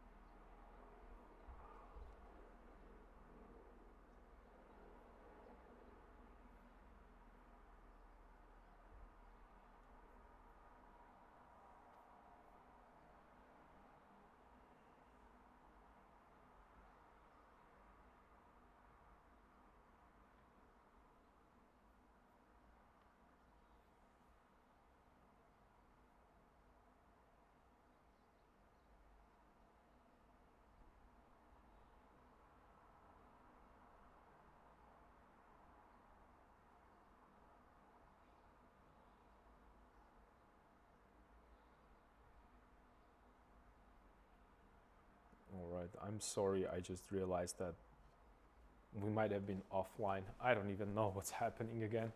But anyway, I'm going to be working here a little bit. So let me push this up.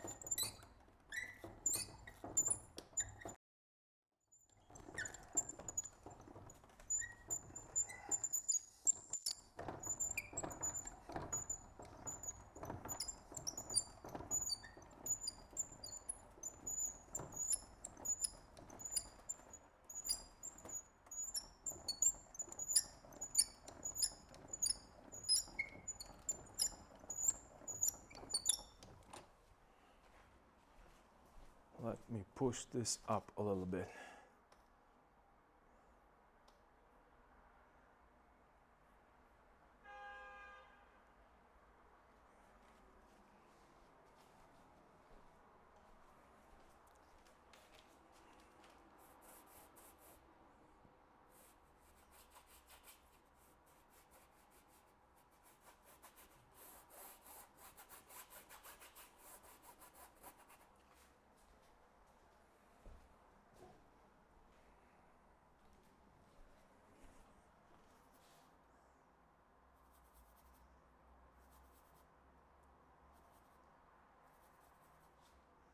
A little bit more saturation there.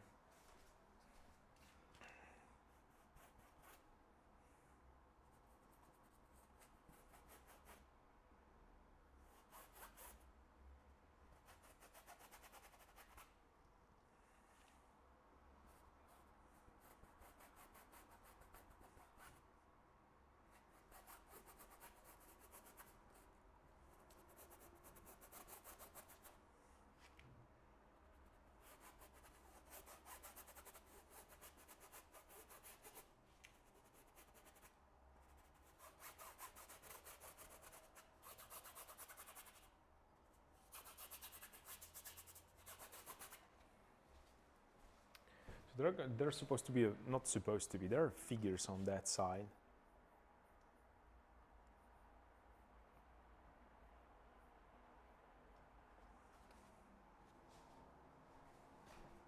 Two figures.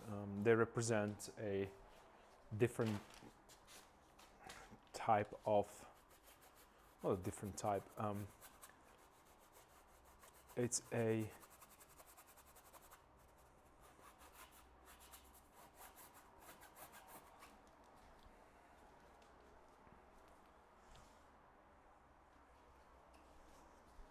I think I need to go get a, I need to go get, I don't know if I have an extension cord here. Let me see. I'll be right back, just a sec.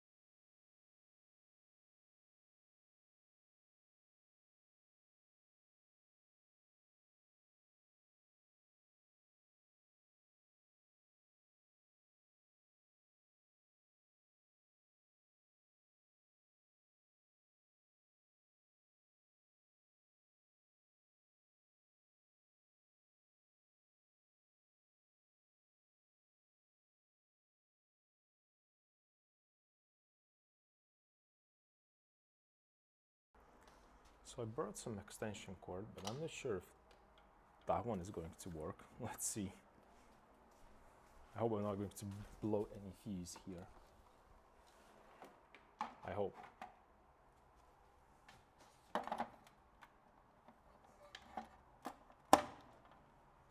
Let's see if it's even work. Seems it does.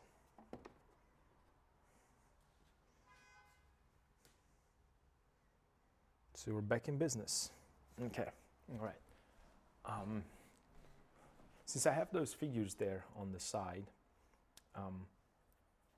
I need to incorporate them into that composition.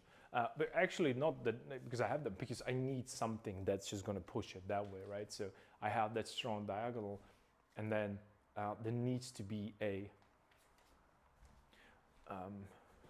balancing moment right there, because the heavy load of the figures, it's right here at the focal point. But if there is nothing there, it's just gonna overpower this side, and it's just gonna fall down, right? So imagine that this is a what's the name? A scale. These are the scales, right? So if I put a lot of stuff on this side, the canvas is going to fall down. So I have something heavier on closer to the center and something lighter farther away. So it's balancing it out in a little bit more like a pleasing, more aesthetic way. So it's not just, again, it's not something that we keep in our minds all the time, is that not keeping in our minds, something that our brain does to us, that it's forcing us to think of that as a, to distribute things equally, so the scales are horizontal or balanced rather, right? But you can think of that you can actually create the balance by putting something heavier closer to the center and something lighter farther away. It's just the principle of, I believe it's a principle of pulleys and levers. I believe that's what I'm thinking about. I hope that's what it is. Let me get a little bit more of that slightly darker value here.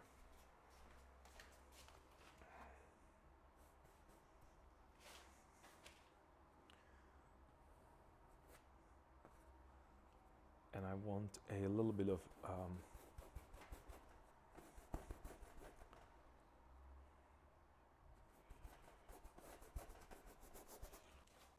little bit more of a pigment there.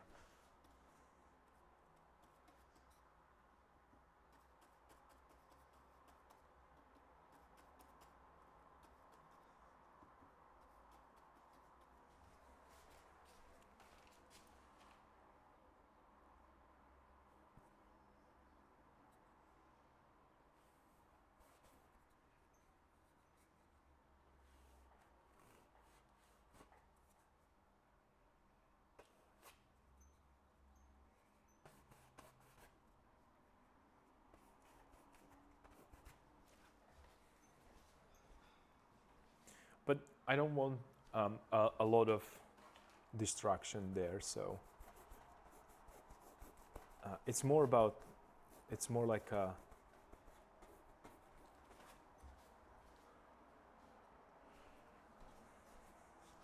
that glare is going to be extremely annoying.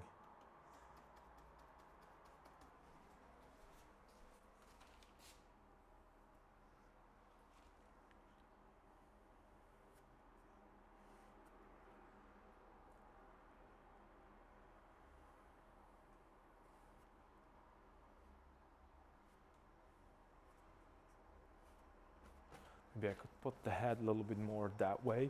Let me see. Let me grab a different fan brush and let me get more of that.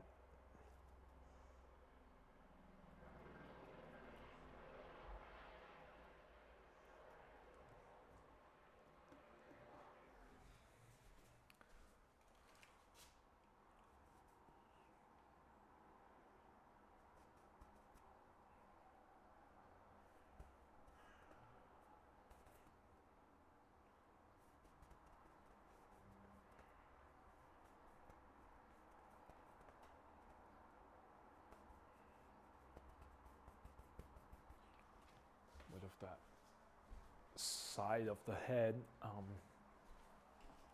Maybe a little too much, a little too big, but that's okay, because as I'm going to adjust these, they might get a little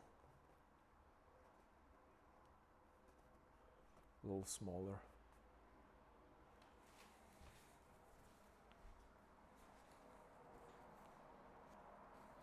And I don't want them to be as bright as these guys. It's just a placeholder right now. Let me maybe give them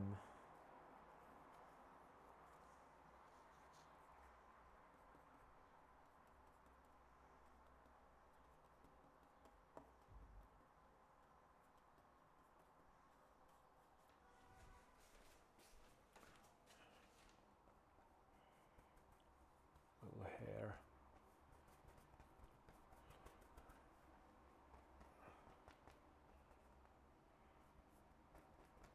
Maybe even facial hair. This way.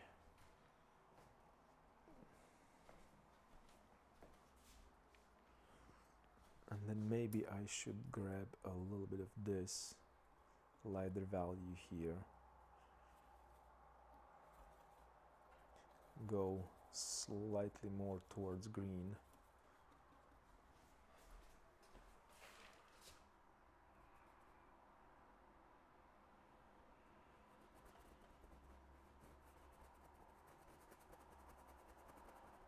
And adjust this background here. And incorporate them into it. So I have some kind of an end of that. And that perhaps it could go maybe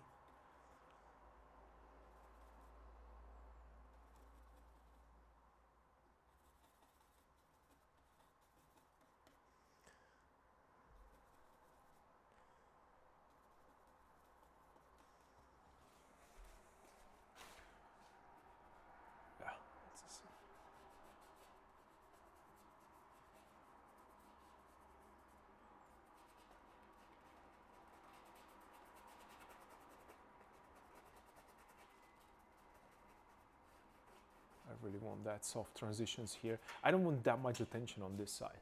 Actually, I want a zero attention there. I just want you to recognize that those are figures and that's it. Right, so that's...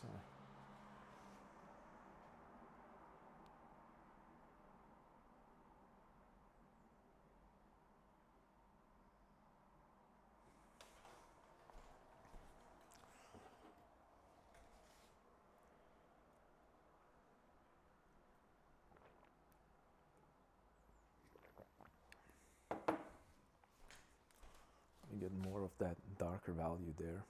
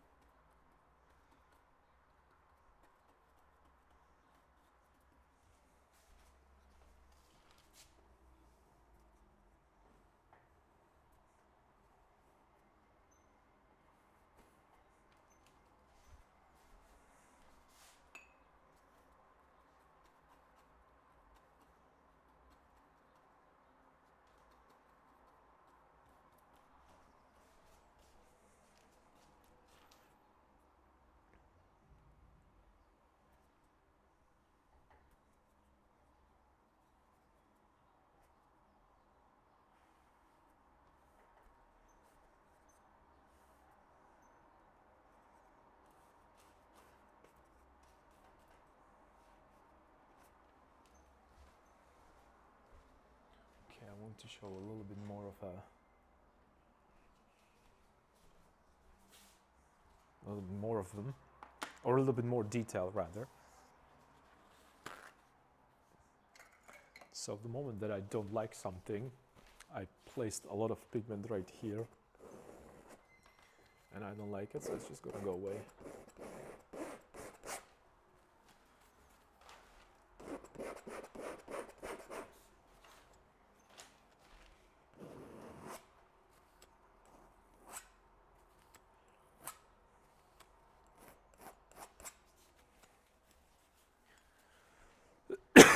Excuse me.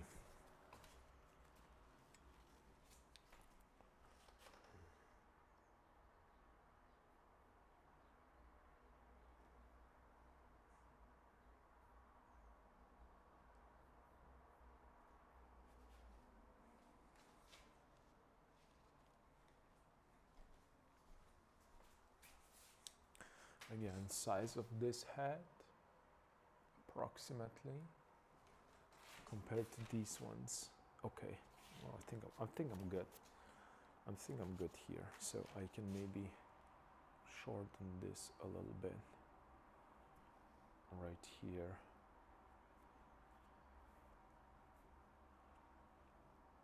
And this can go up and down, and we can have a sleeve right here. Yeah, I think that might work.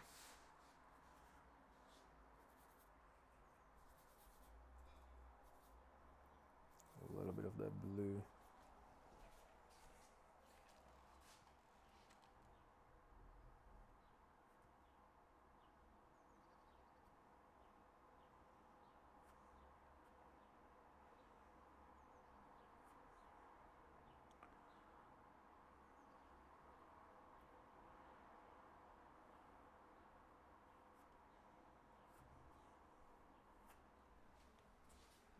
Okay.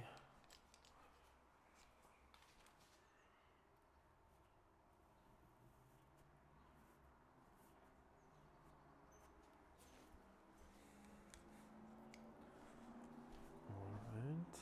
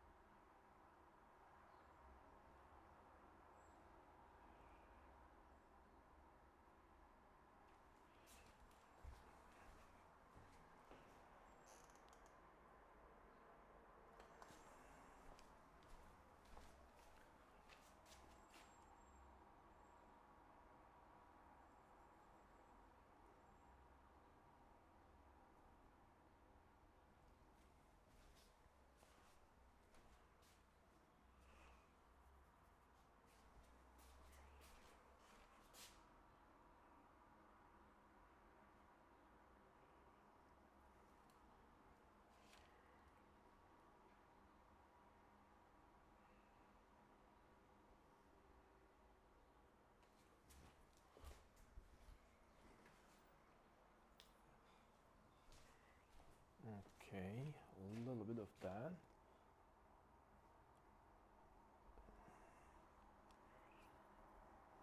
It needs to go all the way here up.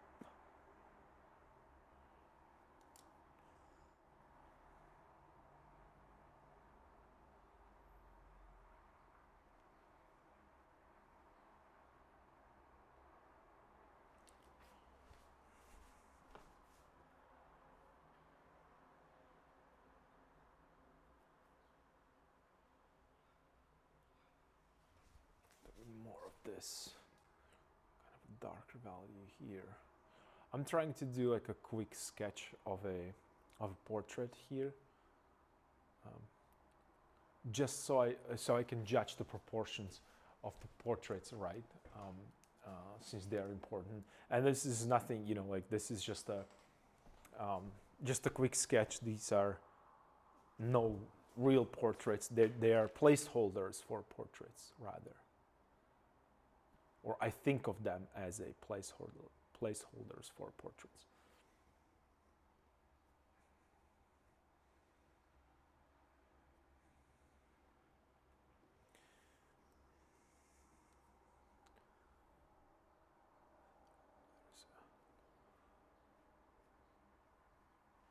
Softer value here because there is a, and then maybe we can show a little bit of neck right here going down like so, perhaps. Yeah. And maybe I can cut it out a little bit more with the background. There is a nose right here going in and then mouth going down like so. There's a nose.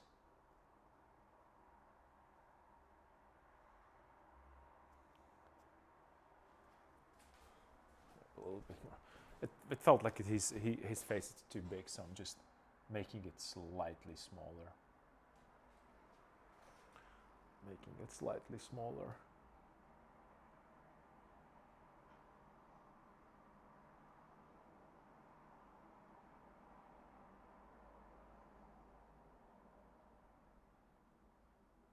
Yeah.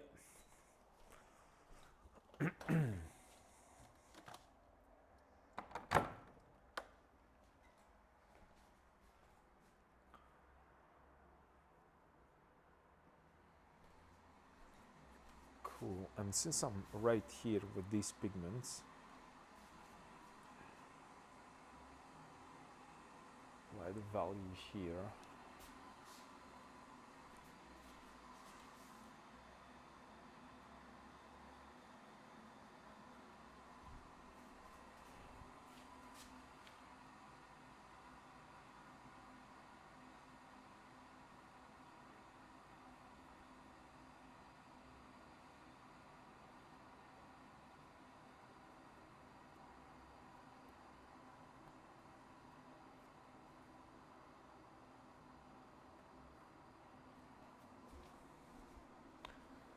Just trying to get a little bit more understanding of the, you know, how much I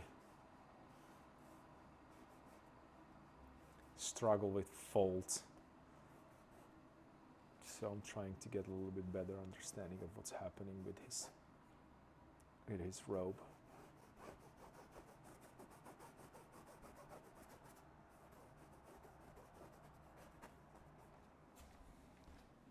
So it has like a little bit of a shape.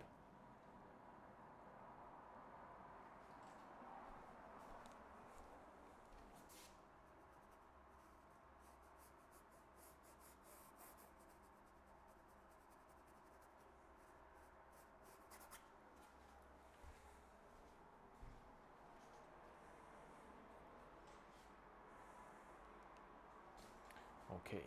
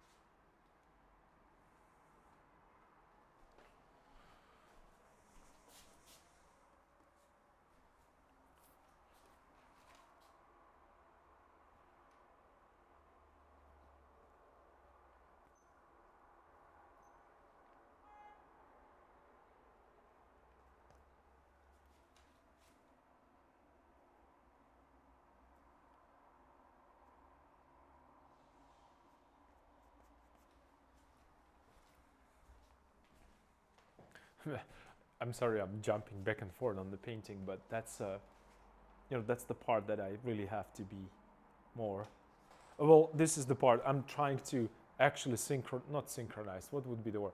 I'm working on the composition right now, so I add these darker figures here. So I'm looking at my silhouette that it's right here, and all the rhythms that are repeating each other, like in that unpleasant way, or not even unpleasant way, but not necessarily.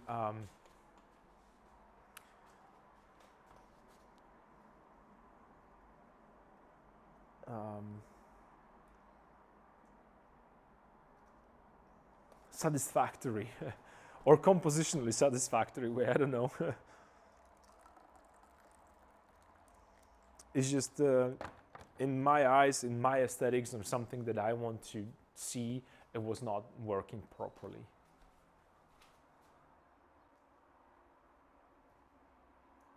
So since I have a brush loaded with that kind of a background pigment, I'm getting into these, not necessarily details, but I'm trying to be a little bit more specific with what's happening there.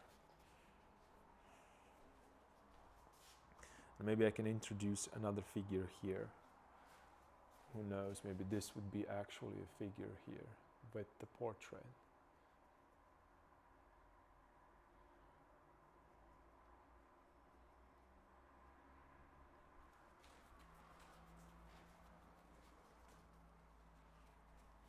To keep the rhythm nice and balanced.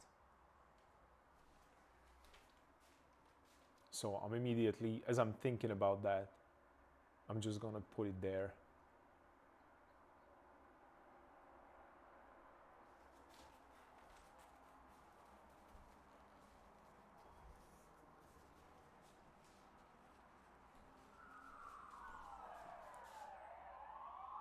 Okay, I'm sorry for the noise, but that's a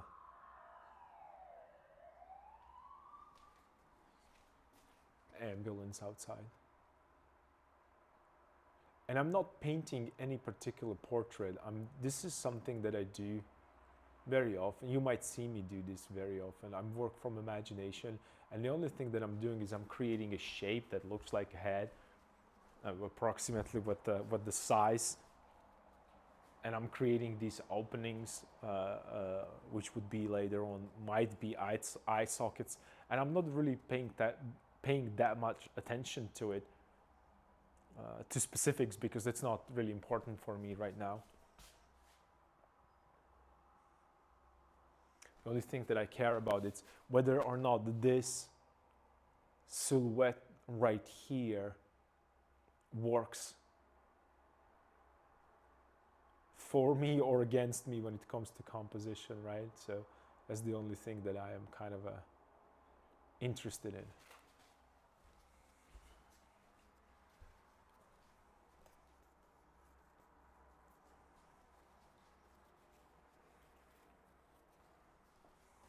And I'm also thinking that maybe I should bring that cross back a little bit, because that's a part of the composition, actually important part of the composition. So let me do that as well.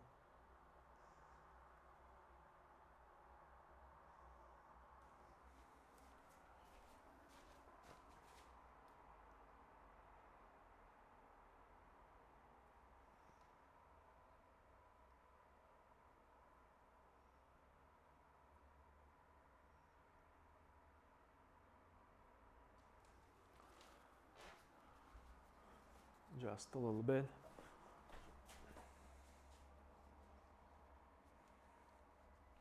And what extremely bothers me is this lag, because it does not really work right.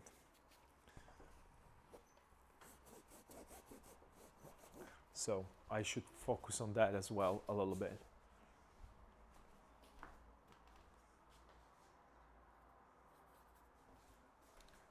And let me get a little bit more of that, a better silhouette for these guys. Because there are two guys there, the group of two.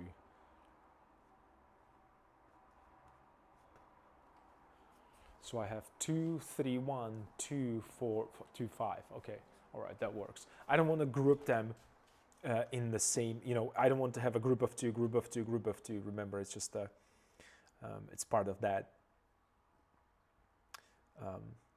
unpleasant repetition, not unpleasant repetition, kind of a boring repeating.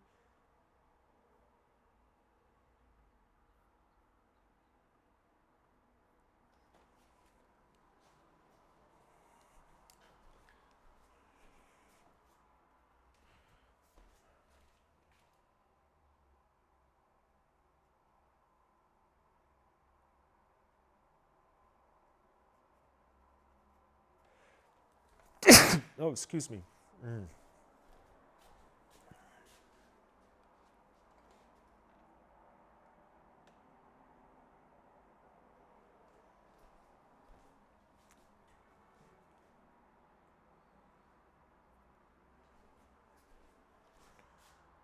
so I need more of a...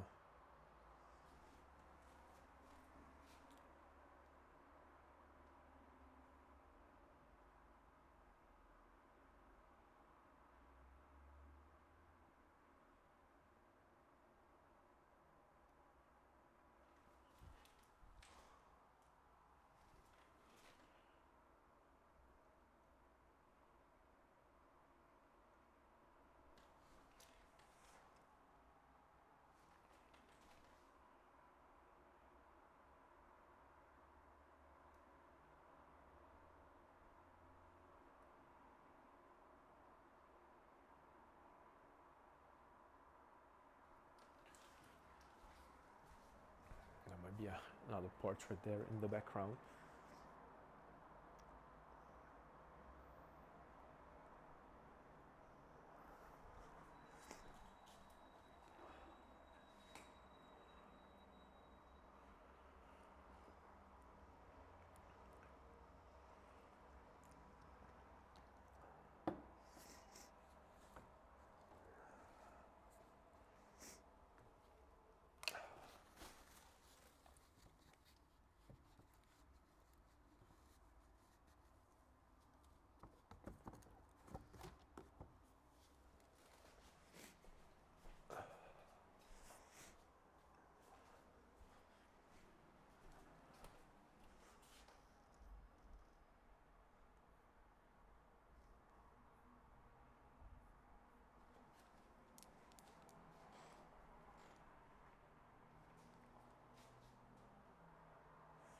Yeah, I should really work on that.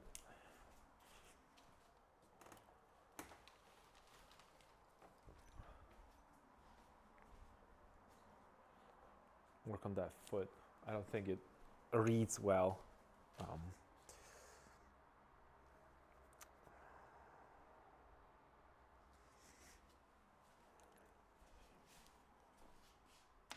Let me think of that for a second.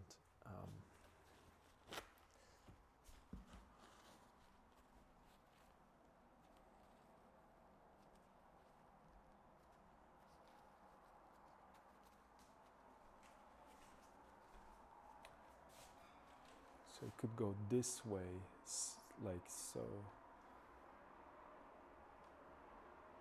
Yeah, maybe I could push it a little bit more this way, and he's kind of moving towards us. Let me see. Let me just throw some ideas here.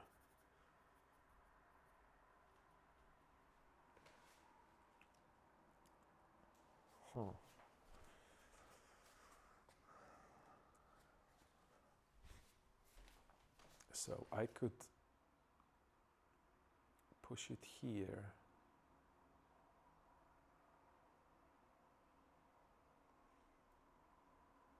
Like so.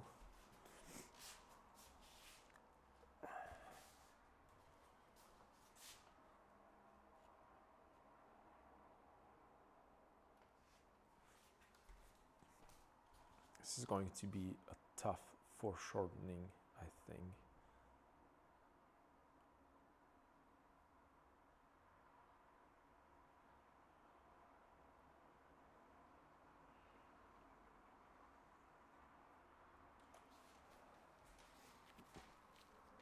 could go this way. But in order for me to correct, this is going to be fun, because in order for me to correct this, I have to put the grass down for sure. Or not even the grass, the shadow underneath them. So let's see.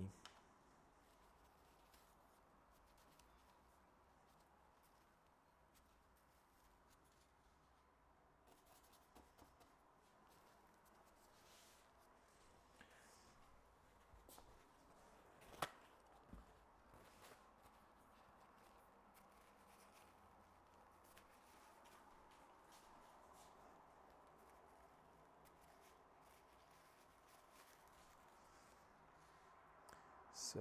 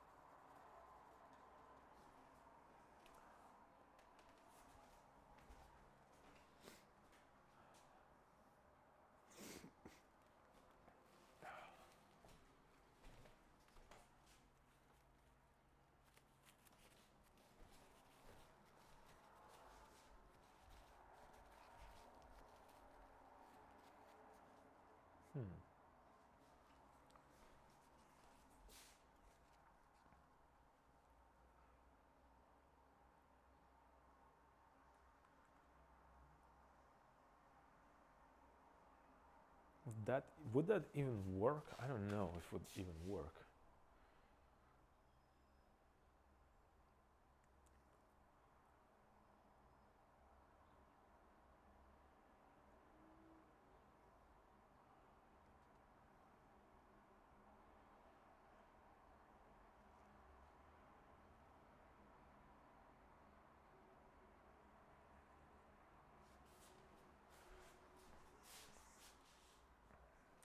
Let me see.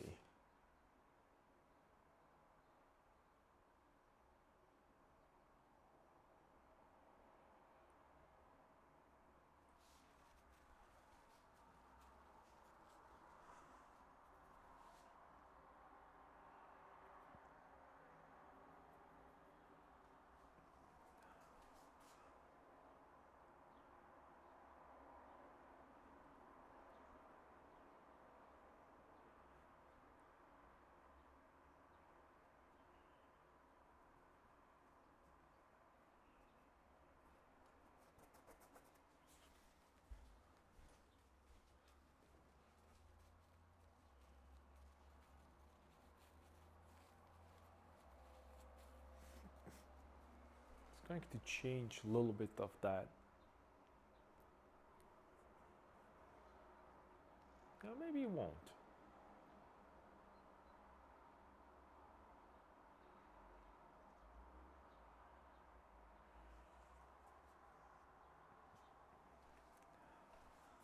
Let's see. So if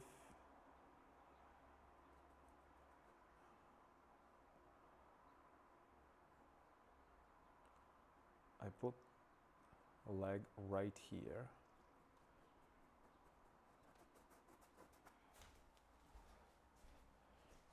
and give it a different rotation, I think that might actually help. So that the core is going to stay where it's supposed to. Let's see.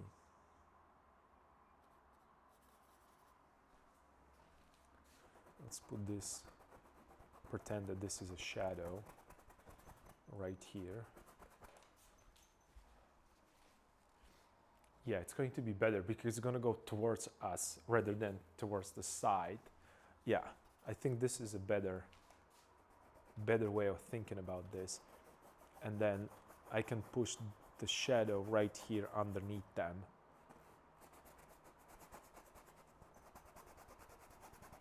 Like so, and I can push then the shadow of a, because there's a, there is a same thing that I always talk about. I have a nice, pleasing silhouette on one side, then I have to have a silhouette of the sky, then I have a silhouette of the hills, but the same goes for the bottom part. And this is probably the most difficult part for me, especially to create kind of a nice silhouette right there. Because that's, not that it would be, I pay way less attention to what's happening down on my feet rather than anywhere else, right?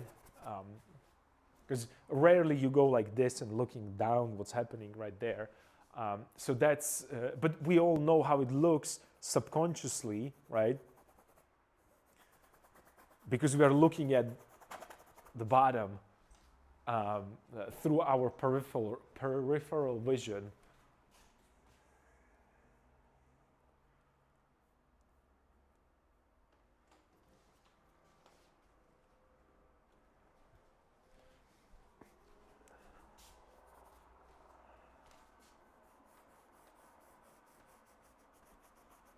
So I could get a little bit more of this, and then his other foot could be right here.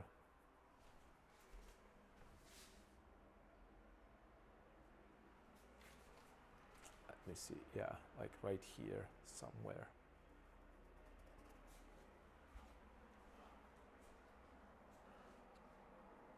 Well, that might actually work. Let me push it a little further. Let me develop that foot a little bit, because I think that that's what kind of bugs me right now the most.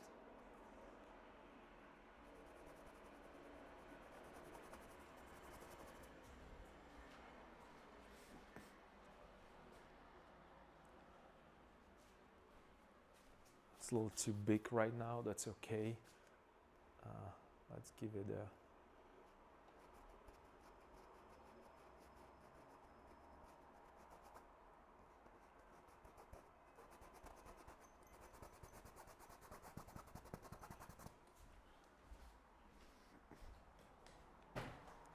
Oops.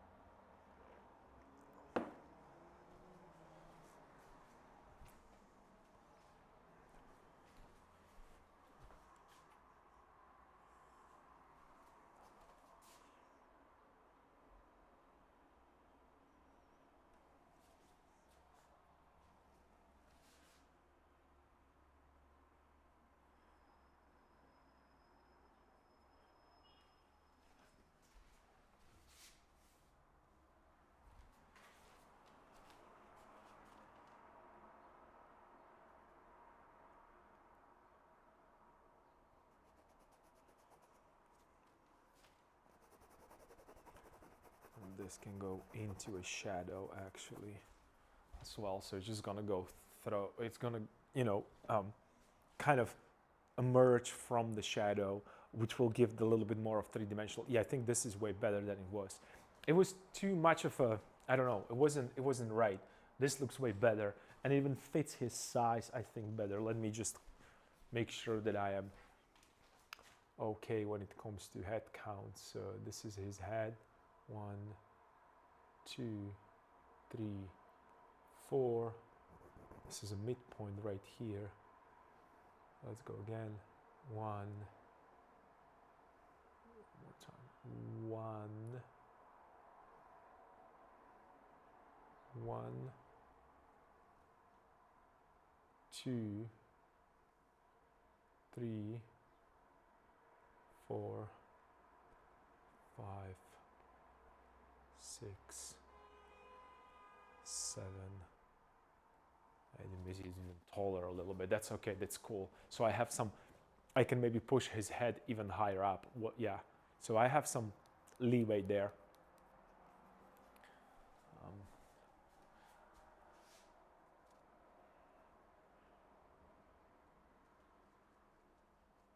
And then I'm still thinking to put his hand on his shoulder, only because that's a main main theme of a previous composition. It's just, I'm gonna do it. So this is going to be his hand right here. somewhere on his shoulder. Perhaps that might work. I think it will work. Yeah.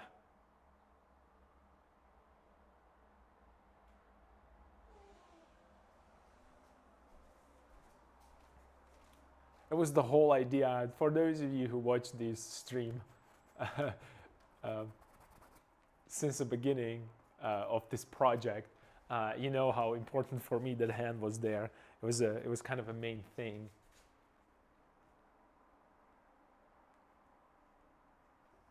Let's just suggest it there for now and see if it works. Yeah, I think it's going to work. And then I have another problem here that I will have to deal with, and that's what am I going to do with his hand, with his feet?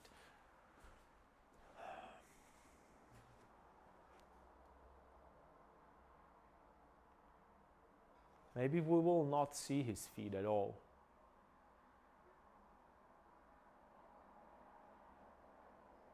Because there is another problem if well, maybe I'll show only a front one, like this one right here. Maybe that's the way to go. Maybe put it even slightly lower. Maybe that's the way to go.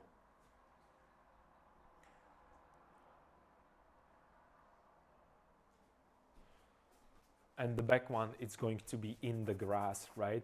Remember I was talking about that so let's just maybe put some grass right here, or some ideas of grass.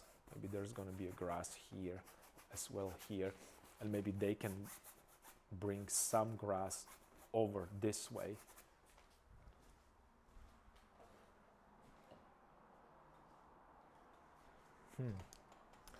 So many, because I remember, and this is when it gets really interesting.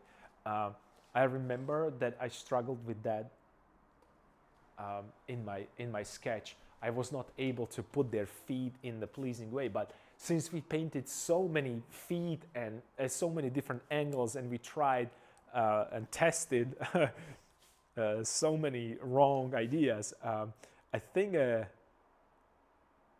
is a chance for us to make this happen. Actually, I don't know. It's going to be fun to see, right?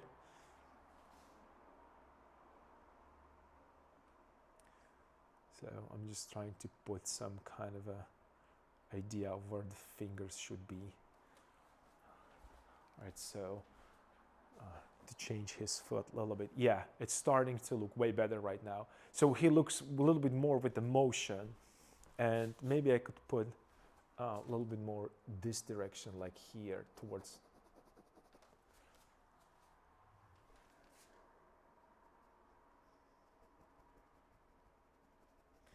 Right, this way, and we have a bone right here to get him a little bit more of a feeling of a foot. Yeah, I think this is way better. I have way better feeling about this.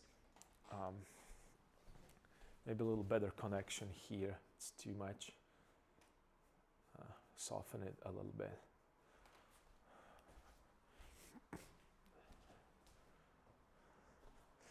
Yeah, I think this is a little better. Oh, definitely better. It's definitely better.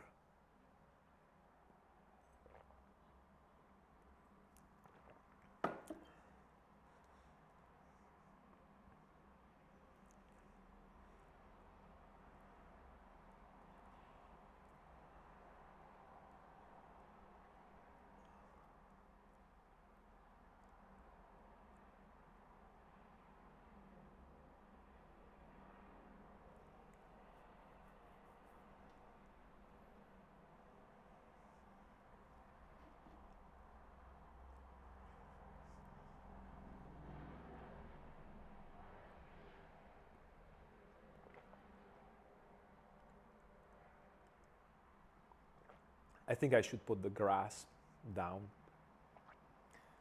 because that's the problem right now, I think.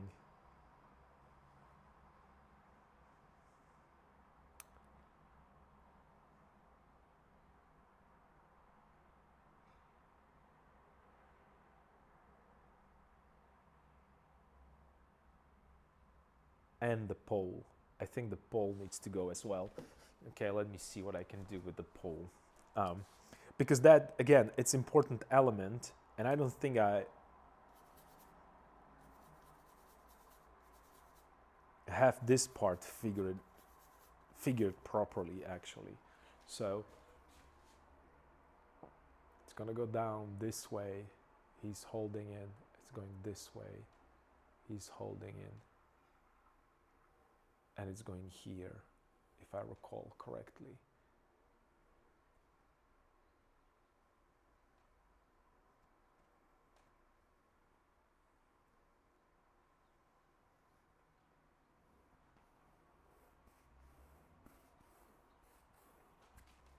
Right here. This is the one. Let me see if... Yeah, I think this might work. Yep.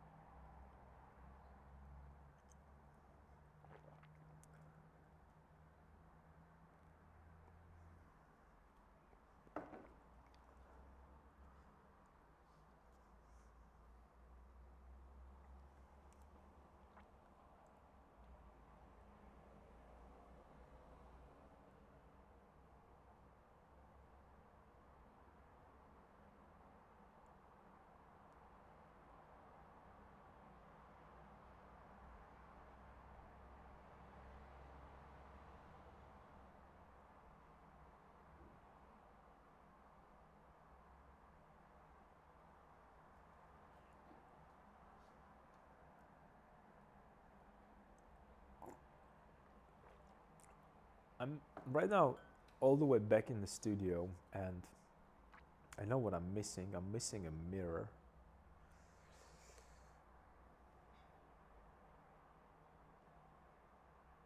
I can't really see the reflection properly. Oh, the I want to flip it horizontally.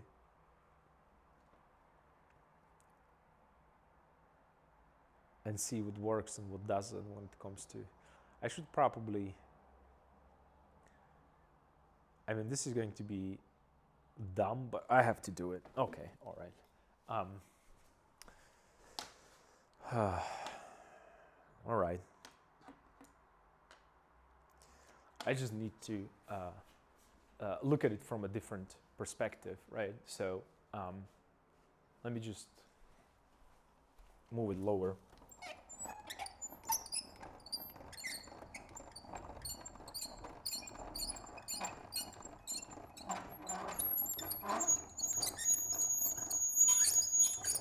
Whoa.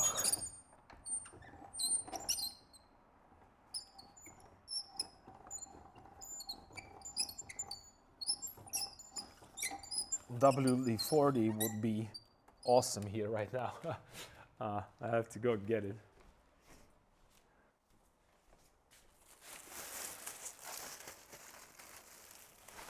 Okay.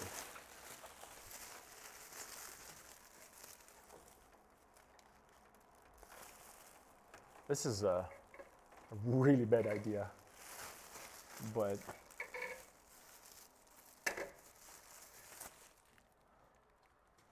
it is what it is. Okay. All right.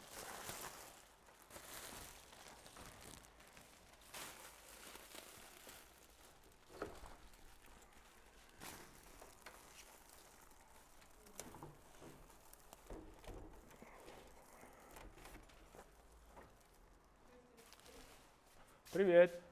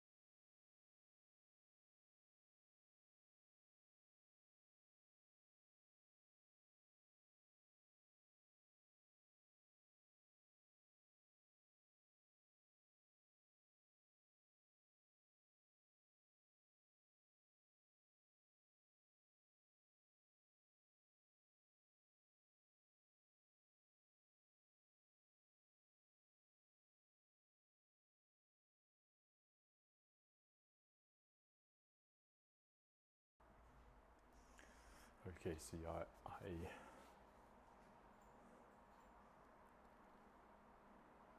turned it 90 degrees.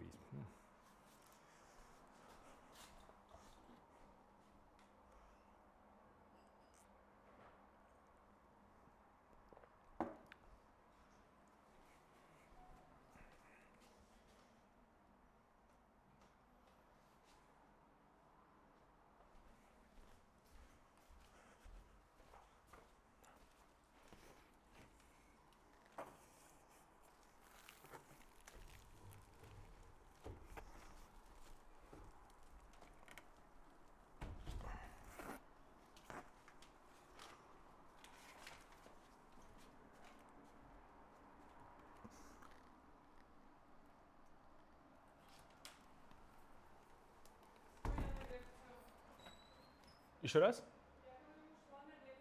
Хорошо, увидимся. Удачи.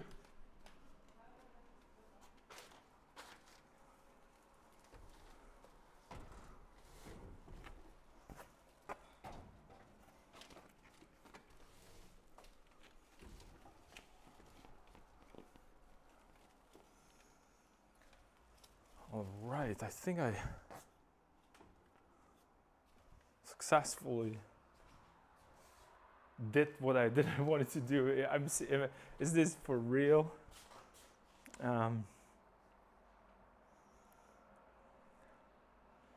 Okay, you have to give me a second. There's a. This is heavier than I thought.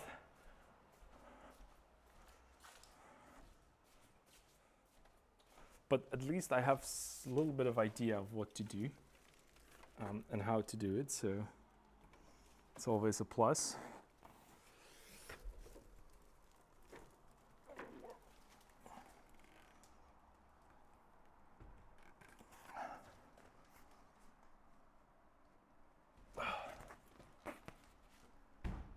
Alright, this is why it's important to have high ceilings.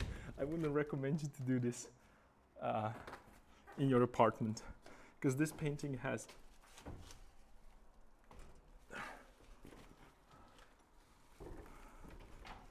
not only it's tall, but it has a lot of paint in the corners. So if you accidentally touch something, well, let's say that you're gonna be annoyed. Whew. Right, now we're talking.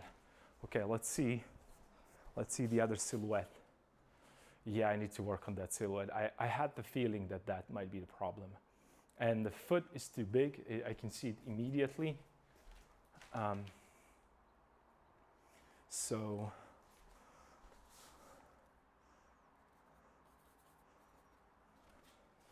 let's just push it right away.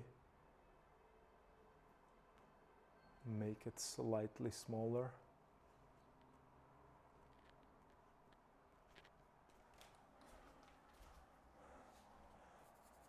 So there is no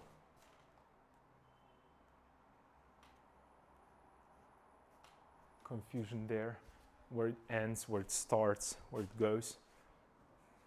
Still way too big. I think maybe I can make it a little bit more.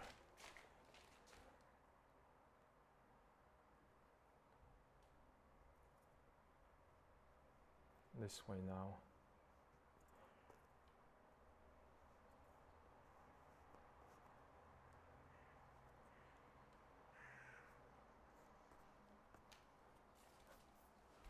Let me see. Yeah, a little better. Yeah, a little better. Okay. Also, I need to push a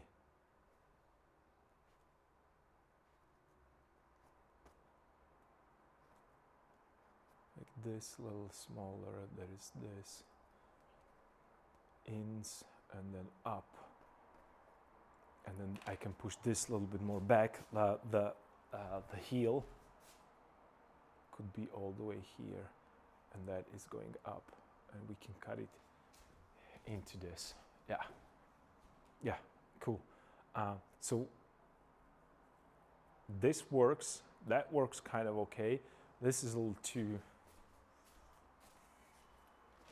that direction, so let me just help this. Maybe move a little darkness here to might be a shadow from them. So I have that motion there, maybe even more. Maybe I could push it even more. I kind of feel that this could be kind of curving this way up through them into the sky right here. So they would create kind of a natural kind of a spiral into that. So we have a diagonal and then it brings us back. But let's see what's going to happen there. I'm also splitting it slightly half and half there, which is not what I like. I might push this little lighter here. Mental note. Not only a mental note, but actual physical note. Yeah. To force that diagonal even more. That might work. Let me throw this a little bit out. Or lower, actually. So it's going diagonally through his head. The background, right? That's what I mean. So it's here this way. And then it's going up this way. So it's kind of cutting him through the hand. So it gives that kind of a nice a direction there. But I have to be careful so it's not, so it looks natural, so it doesn't feel like it's a,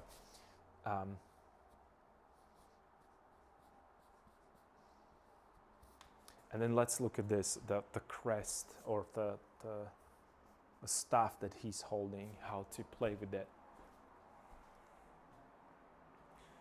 Maybe I could push this shadow right here a little bit since I'm on it.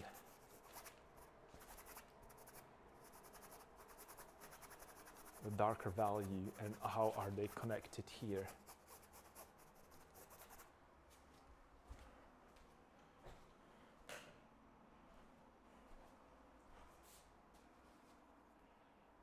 Yeah, and they should go darker, I guess, as the figures.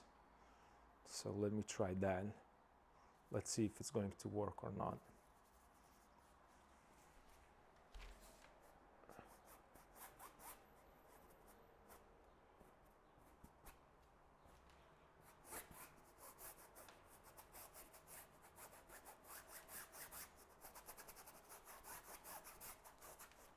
Force those implied lines a little bit more, or give myself a kind of a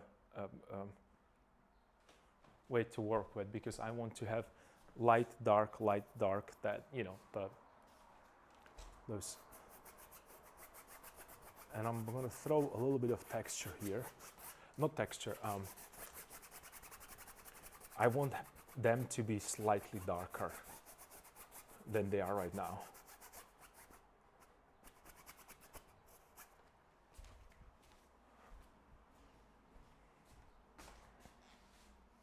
And this might look weird, but since this is a slightly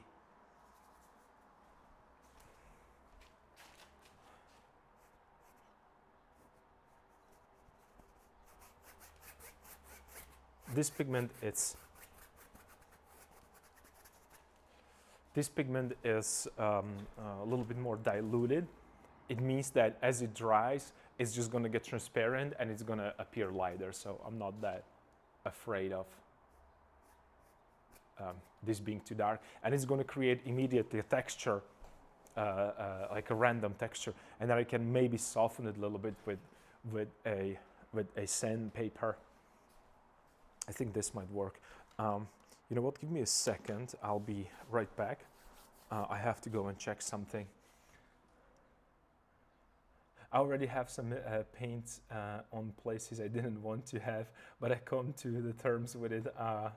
I'm a painter after all. Also learning how to clean it right away in case it's somewhere I really don't want to have it. Yeah, DM, I understand. I know it's extremely painful to deal with all these things, like a little paint blobs, and then you smudge them and smear them around. So in manipulating with paint and canvases this big, it's really it's heavy. It has at least 20 kilograms, that painting.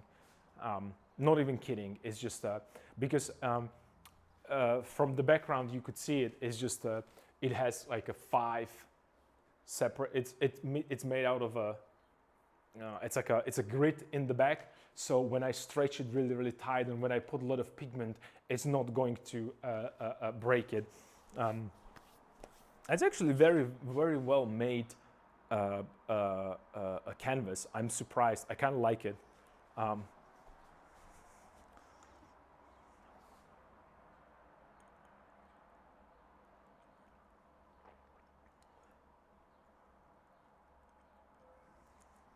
So give me a second, guys. I'll be right back. Just a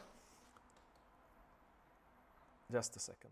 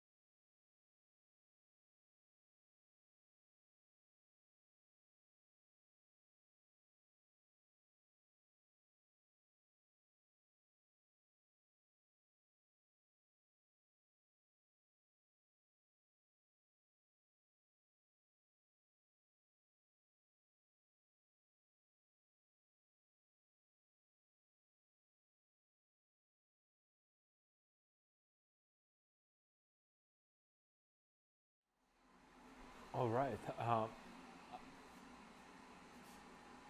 I'm back, um, and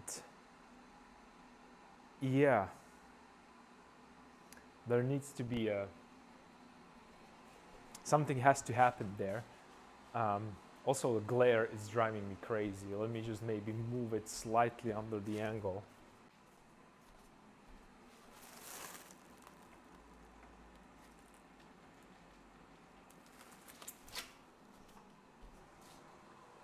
So I can at least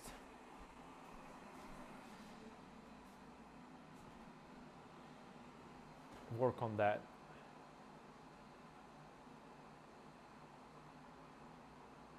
Hmm.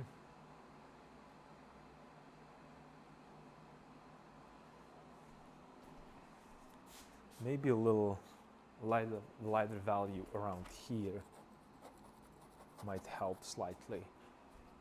Because it weirdly, and I have to check this actually, make sure that this works, that I have that background separation. And the reason why I need that background separation, because as you can see, like I have a shape, triangle shape that goes this way, which all pointing this direction, right? So I have to be careful there what to do and how to deal with it. Um, so it will work together as a composition, right?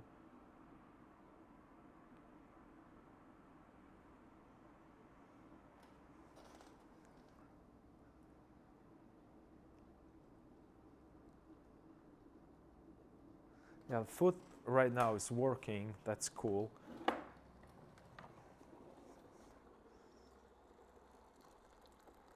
T is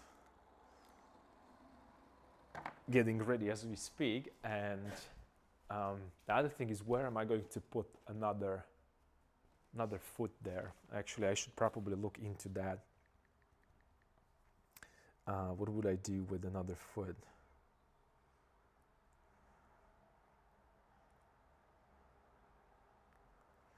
Let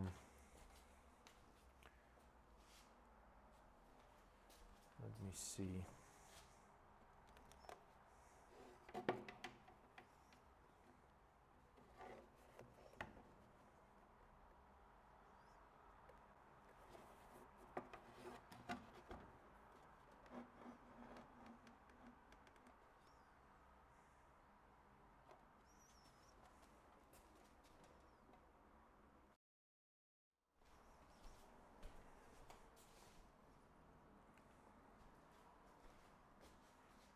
That glare, it's so annoying.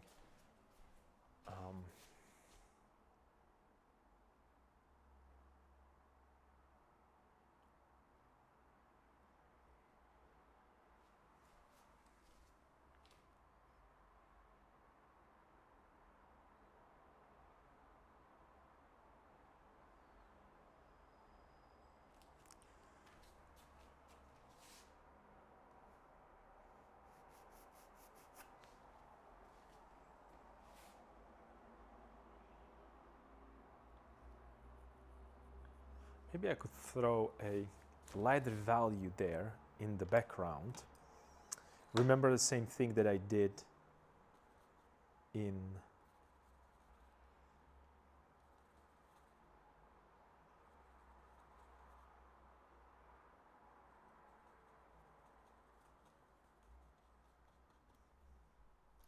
I need my Indian yellow to get slightly greener.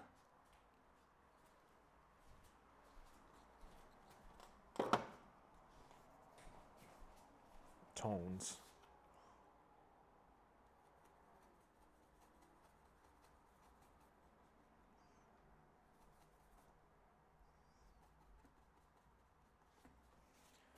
And perhaps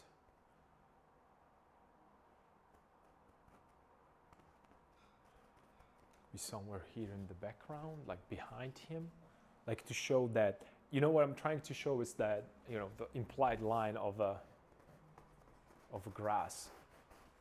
this.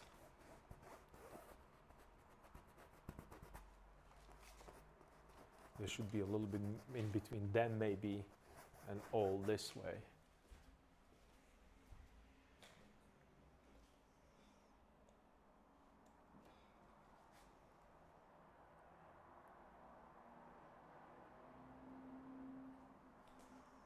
Maybe I should just throw it there, see what's up.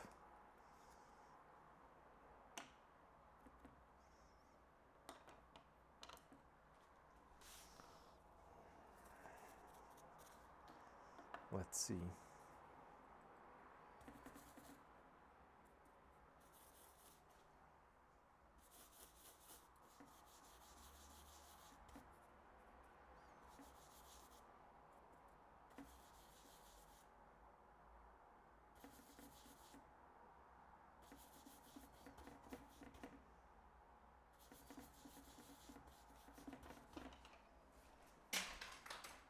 Oops.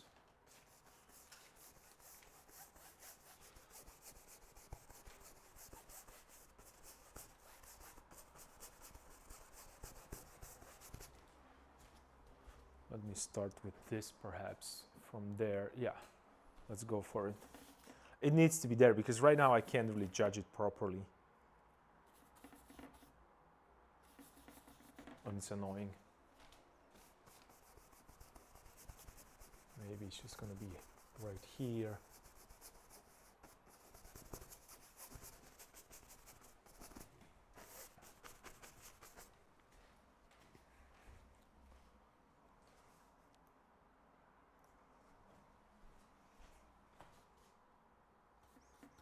Maybe I should actually get green.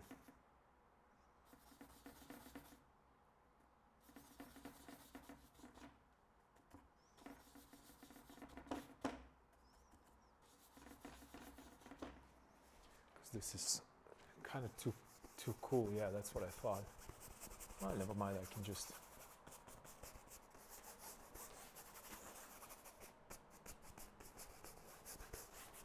into there a little bit, because anyway it needs to be warm and cool anyway, so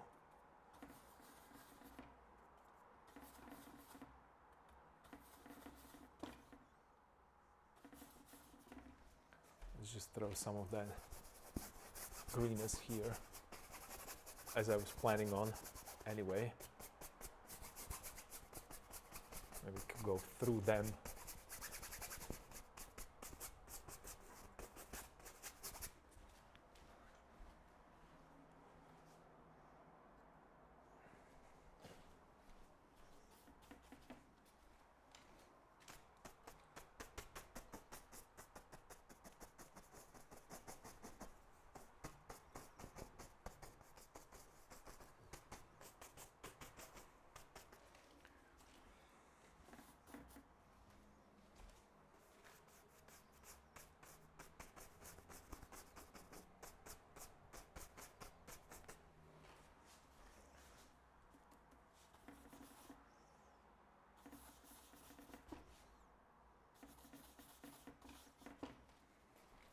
It even lighter.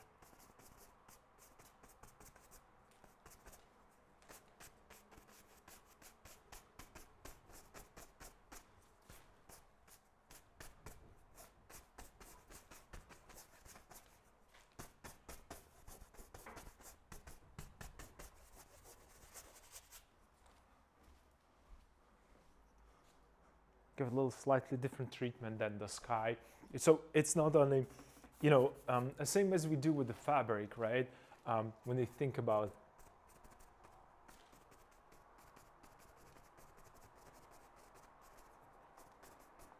different materials, different textures.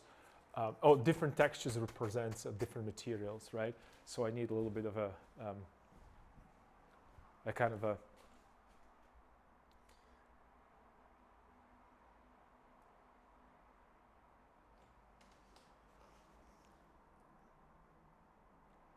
yeah, and it needs to reflect into them as well, right? Because the light is hitting, so it's going to be in even in the foot, right? Because it's just because these are the reflections there.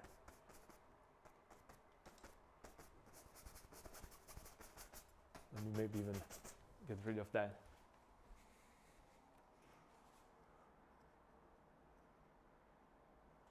And I'm doing like more of a shorter strokes because I want to start with a slightly shorter grass, I guess. That will be my thought process here. And I want to do like a cooler, warmer. I want to do less saturated, more saturated. But it's just a randomness here.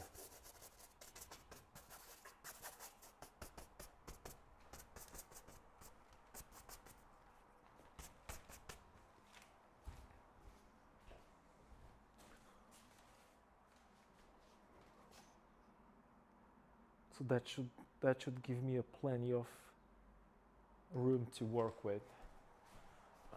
And probably I should throw the grass into them as well, as I mentioned, right? Because that's something that I think will help to push them. And you can see that I'm going a little bit more into brighter pigment, and the reason is because I'm working wet into wet. So the brush, first it's going to be nice and bright, and then it's just going to start turning into a different, and I'm Bob Rossing this right now. So it's like an old school Bob Ross kind of a thing. Happy little trees, and I'm painting happy little grass right now.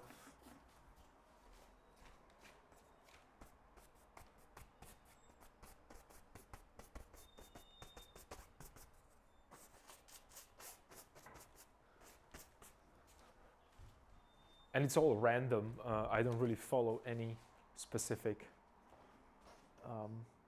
pattern because what's more important for me, as you heard gazillion times on the stream, it's composition, right? It's not about painting a nice grass, it's about the beautiful composition. Ideally, you might want to take inspiration from someone like, I don't know, for me, it's Andrew Wyatt, for sure. He's the one who his environments are so spot on. Not necessarily, it's not like a photographic thing, but he's extremely naturalistic. So you feel the atmosphere of the environment. You almost feel like you you've been there, or you experience that kind of weather. So that's what I'm looking for, and it's really, really difficult to do it if you work from, let's say, photo reference. For me, right, this is all about my personal experience.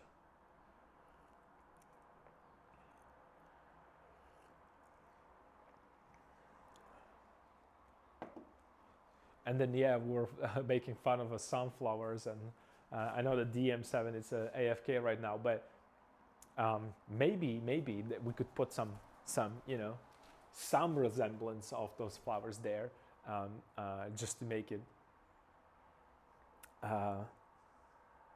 more interesting. So we have a sky, we have I covered most of the canvas with the pigment now, which is awesome, considering how big the painting is. And when I'm looking right now on it, it kind of looks good compositionally as well. I just right now need to make sure that I don't have, and this is going to be that difficult task. So look, I have just the heads there, right? So just the blobs.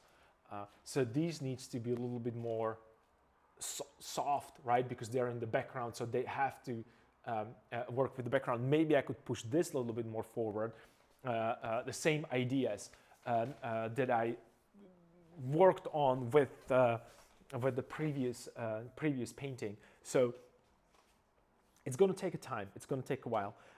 I also need to take a short break. I want to go and get a lunch because it's almost it's almost 2 here in St. Petersburg. I don't know about your schedule, so I might take a break for an hour. go out from the academy, breathe a little bit because there's a lot of fumes here, and then I'll come back and continue. So we're gonna push 8 hours of painting a day, hopefully. It depends on weather, and depends on I have phone calls from the department of international students to do this and that. Friday again, I'm gonna have a difficulty to be here because I need to go back to do some administration work or deal with some documents. So there is plenty of work to do, and not enough time. And you might feel like, oh well, there's a lot of things done on the painting, but remember that is such a what would be the word? That's such a misleading thing, right? Misleading because the moment I start bringing these figures, remember that these figures into a more of a refined stage, still naturalistic, not photorealistic, more refined way, suddenly everything else is going to look like it's unfinished, right? So I have to start scheduling all the things, right? So one day probably I'm going to really dive into a portrait of a figure, then another day into hands, right? And then again repaint them because I won't be satisfied. And so on and so forth. You know me, how many times I repainted my paintings. So it needs to go a little bit more. I need to get a little bit more decisive, I guess. And not, let me rephrase that. I have to be a little bit more. I have to bring my A game. That's what I'm trying to say. I really have to bring my A game. Otherwise, it's just it's not gonna fly here. I wish I could show you what's happening in the another studios. You would be just blown away with the quality of work. So I really have to step up the game. Yeah. And then I also want to go to a museum. I want to go to a Hermitage or a Hermitage museum.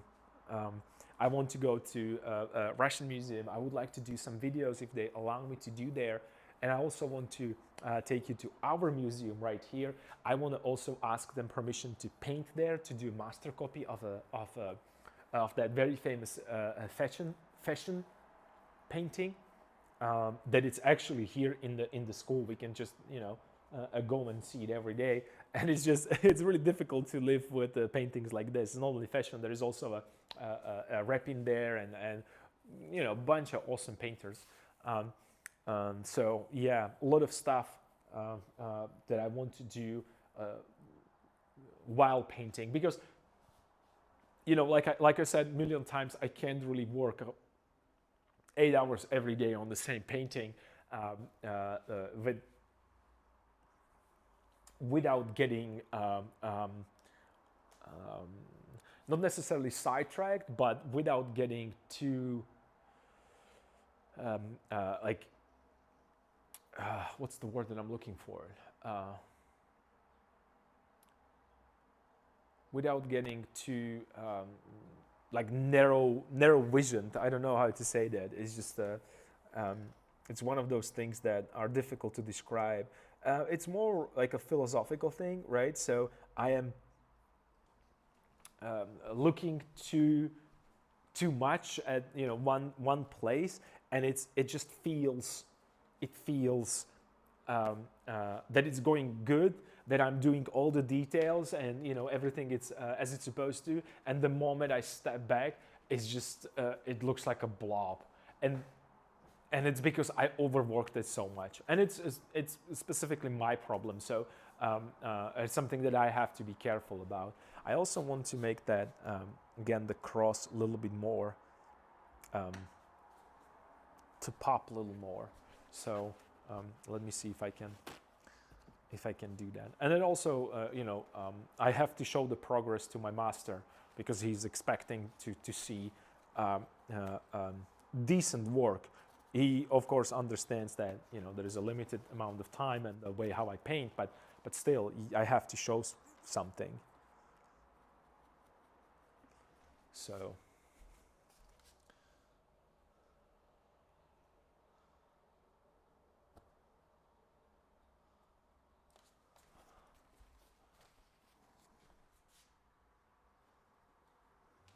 let's go even lighter so I can see how far I can push it.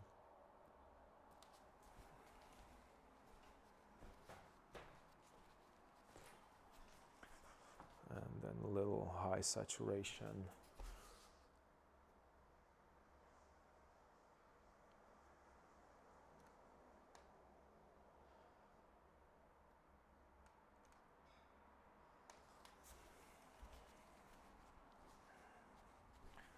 And then again, a little bit of here. It's gonna catch a little bit of light. Where is the attached to the pole, perhaps? Like a little sparks of light. I love to do these because these are so cool visually. And I I don't want to say that I stole this from someone, but I was inspired by a lot of great impressionists doing that, just placing a light, not painting. It's just not painting with pigments, just adding light to your work.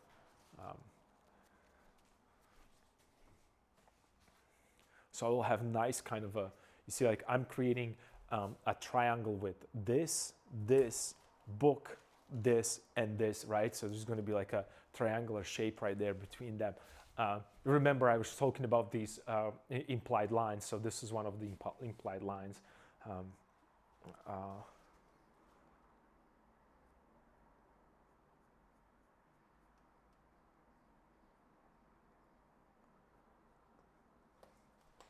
Yeah.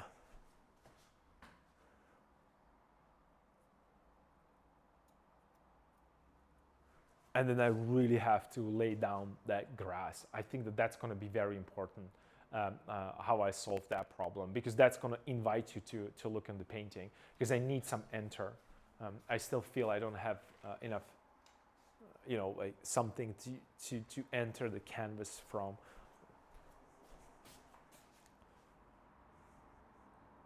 And when I say enter, I mean, there's again philosophical thing.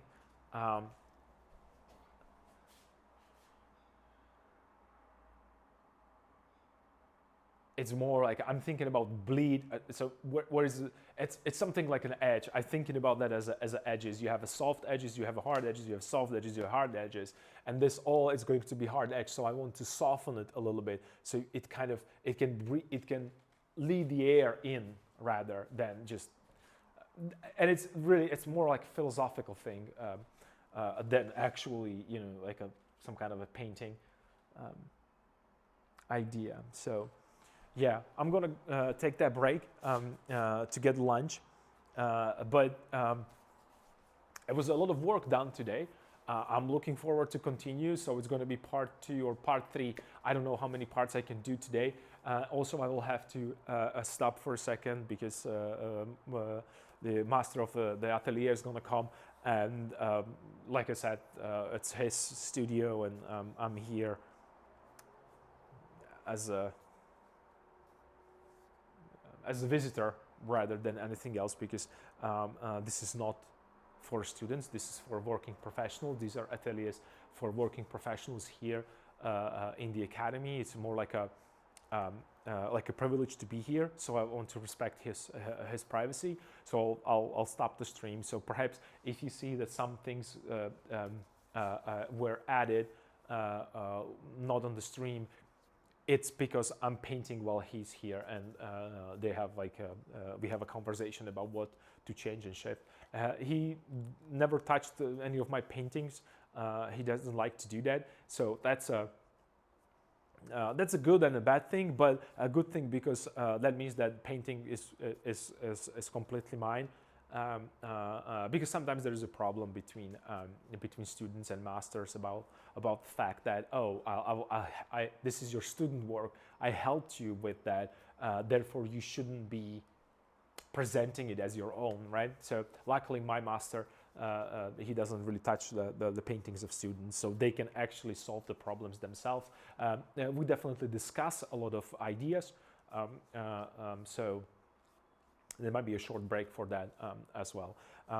All right, so thank you guys for joining me for the first part, or for before the lunch. I'm gonna get a quick lunch, and I'll be back later on, hopefully, if anything happened that I would have to do instead of painting. So see you later. Take care.